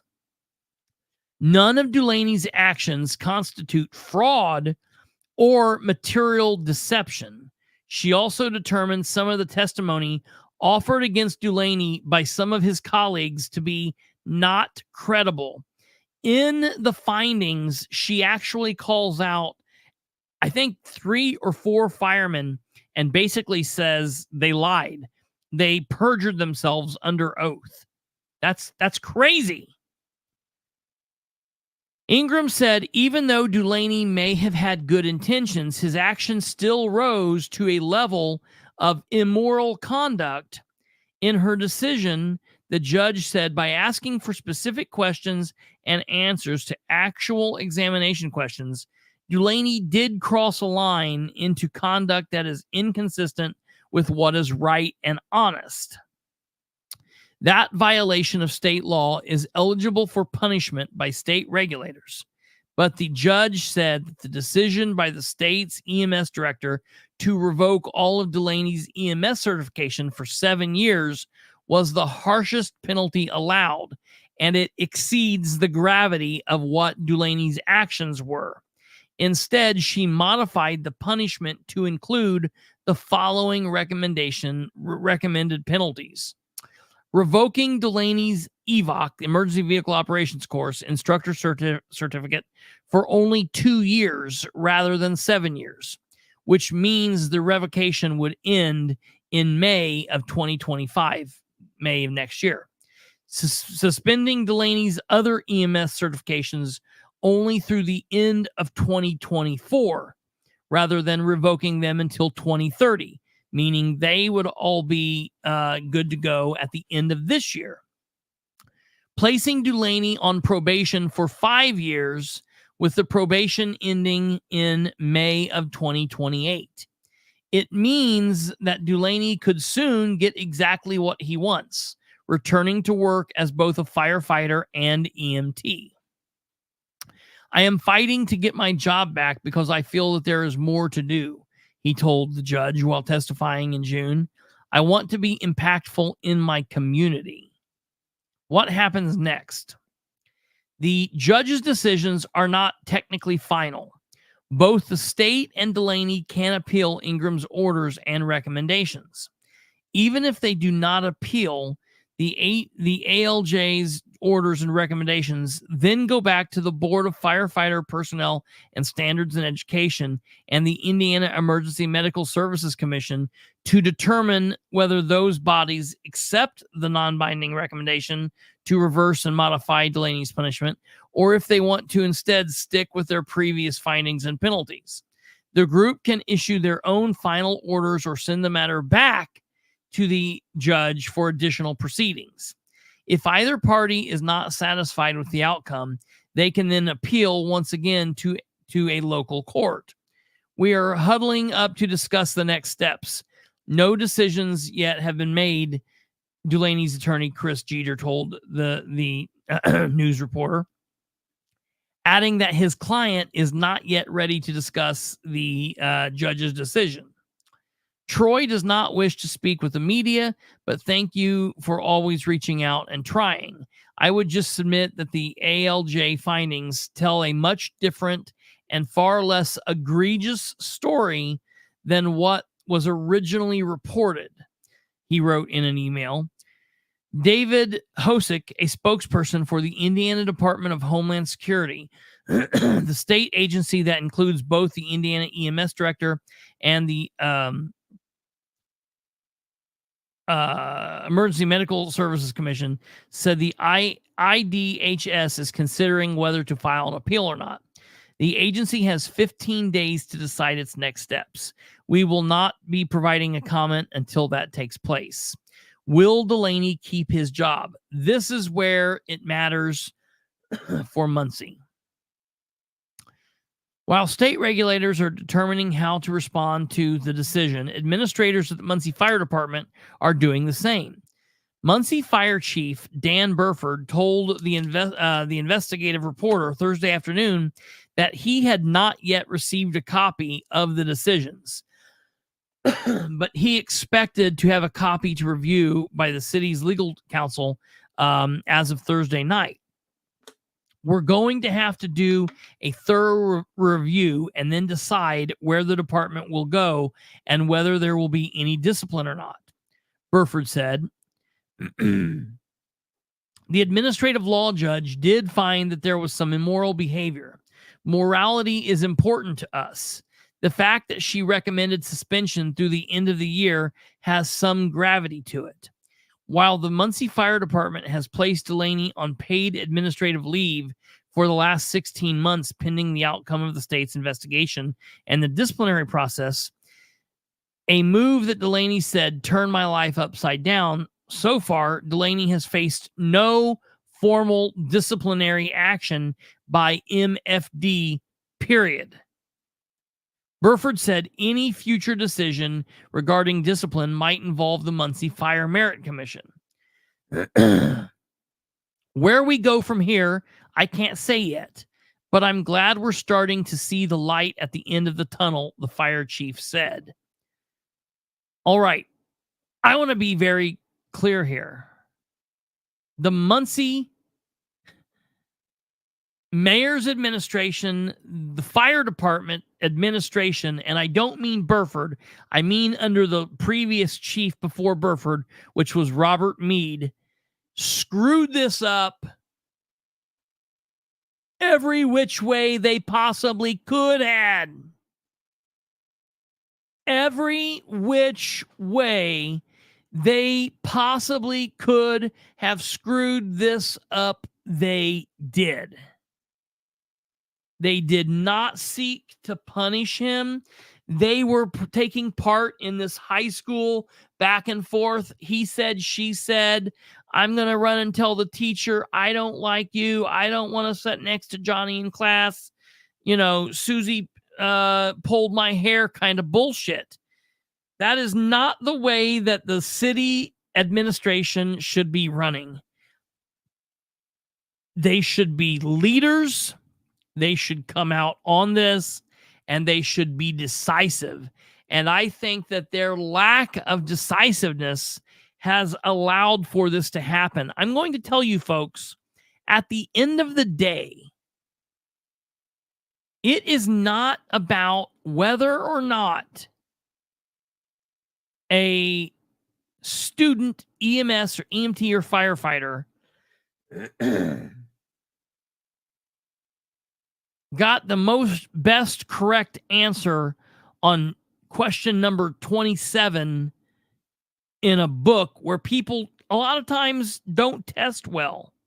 They get nervous. There's issues with that. There is more to policing and to firefighting and to EMS, to emergency medical services than what is taught in the book and how you apply it. You learn the correct way to do things by good people at the top, and they teach you the way to act and the way to interact. They teach you as police officers, whether, if you have an officer that's out there violating people's rights, all you have to do is look to his field training officer and find out where something went wrong, where they allowed that person to do, something a little off kilter. And because if you have a good field training officer and you have an officer that's made to cut corners and to take the easy way out and to lie and to cheat, those people are able to normally weed those people out in the field training process. And the same thing exists for firefighting, and the same thing exists for EMTs. I would much rather someone know what they need to know when they're running signal 10 to a car wreck, God forbid, that I might be involved in or something like that, than whether or not Troy Delaney gave somebody, answer number D to question number 13. I'm sorry, but that's, maybe I'm wrong. I don't know. It's not about being it's not about being stressed by the test and stressed under pressure. There's a lot of people that can focus well under fire and under intense circumstances where you've got people screaming and bleeding out. There's a level of focus that comes with that, and people are able to get down to business and do what needs to be done and not panic and run around. But still, when you're sitting down and you're being timed and you're looking at this thing and you're filling in the answers, make your mark heavy and dark, that just doesn't work well with a lot of people. So I'm just telling you, I don't have the biggest issue with that, because it happens in what happened here happens in every walk of life. It happens for welders. It happens for lawyers. It happens for doctors. It happens for police. And I don't think it's a big deal. Now, that's not me saying I think Troy Delaney is innocent, because I don't think he is. I think he's a screwball. I think he done dumb shit. I think he deserved a punishment. I think he deserved being suspended. I think he deserved being maybe busted down, maybe not being put up for the Italian chief, the battalion chief, Italian. I don't know what I said. Battalion chief. Okay, he didn't get that. All right, that's a punishment. He's been suspended for the last 16 months. That's a punishment.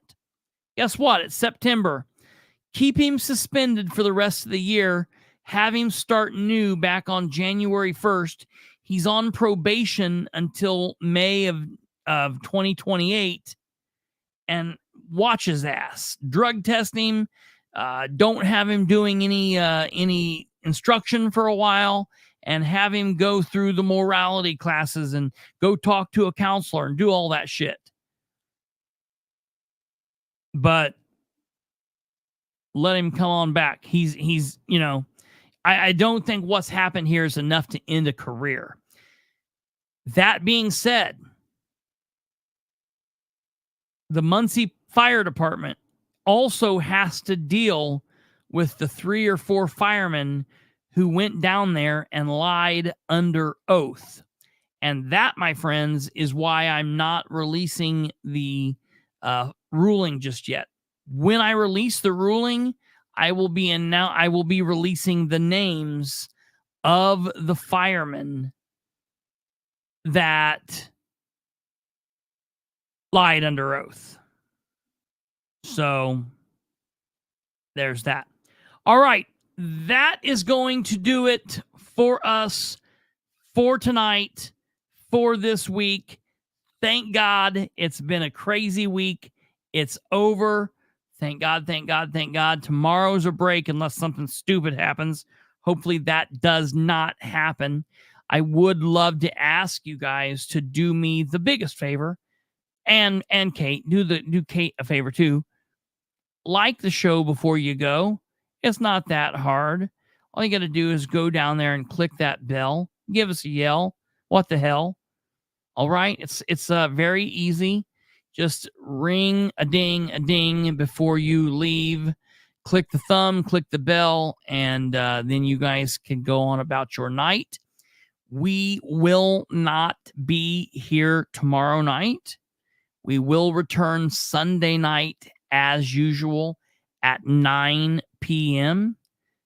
Thank you all very much for tuning in and watching. Thank you for commenting. Please do us a favor. Share the show with everyone you know.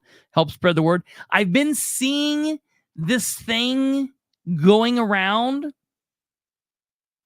where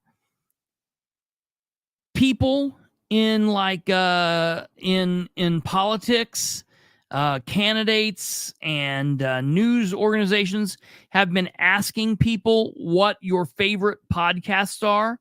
And I've noticed a couple people that are listeners have actually listed our show. I want to thank you for doing that. I want to ask you to do me a favor. When you do that, don't just type the name. Share our link. Share our link if you can. That would be very, very, very helpful if you could do that. It's very easy. It is not hard to do that at all. All you have to do, this is the link. Hold on, take that off there. This is the link.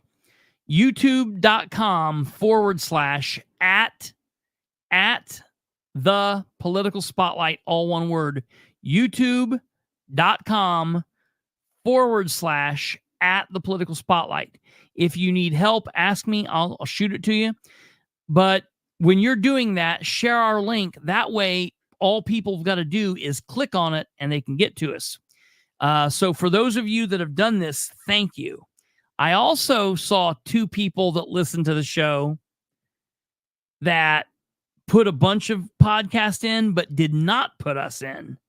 And I called those people. No, I was joking with one. If you see that, do us a favor. Go drop our content. Tell them it's a political show. It's very cool. Maybe people listen, maybe they won't, but it's a good way to get the word out there. So for those of you that have been doing that, that is awesome. I appreciate you very, very, very, very much. Thank you all. Thank you, Julie. Thank you, Steve, Mayor of Muncie. All you people, Misinformed, Stumblefoot, GW, Iron Maiden, Karen, Clinton, and all of the reindeer. You guys have a good night. Have a good weekend, and we will see you Sunday night. That's Sunday the 29th. We will see you the 29th at 9 p.m. Good night. God bless. Peace.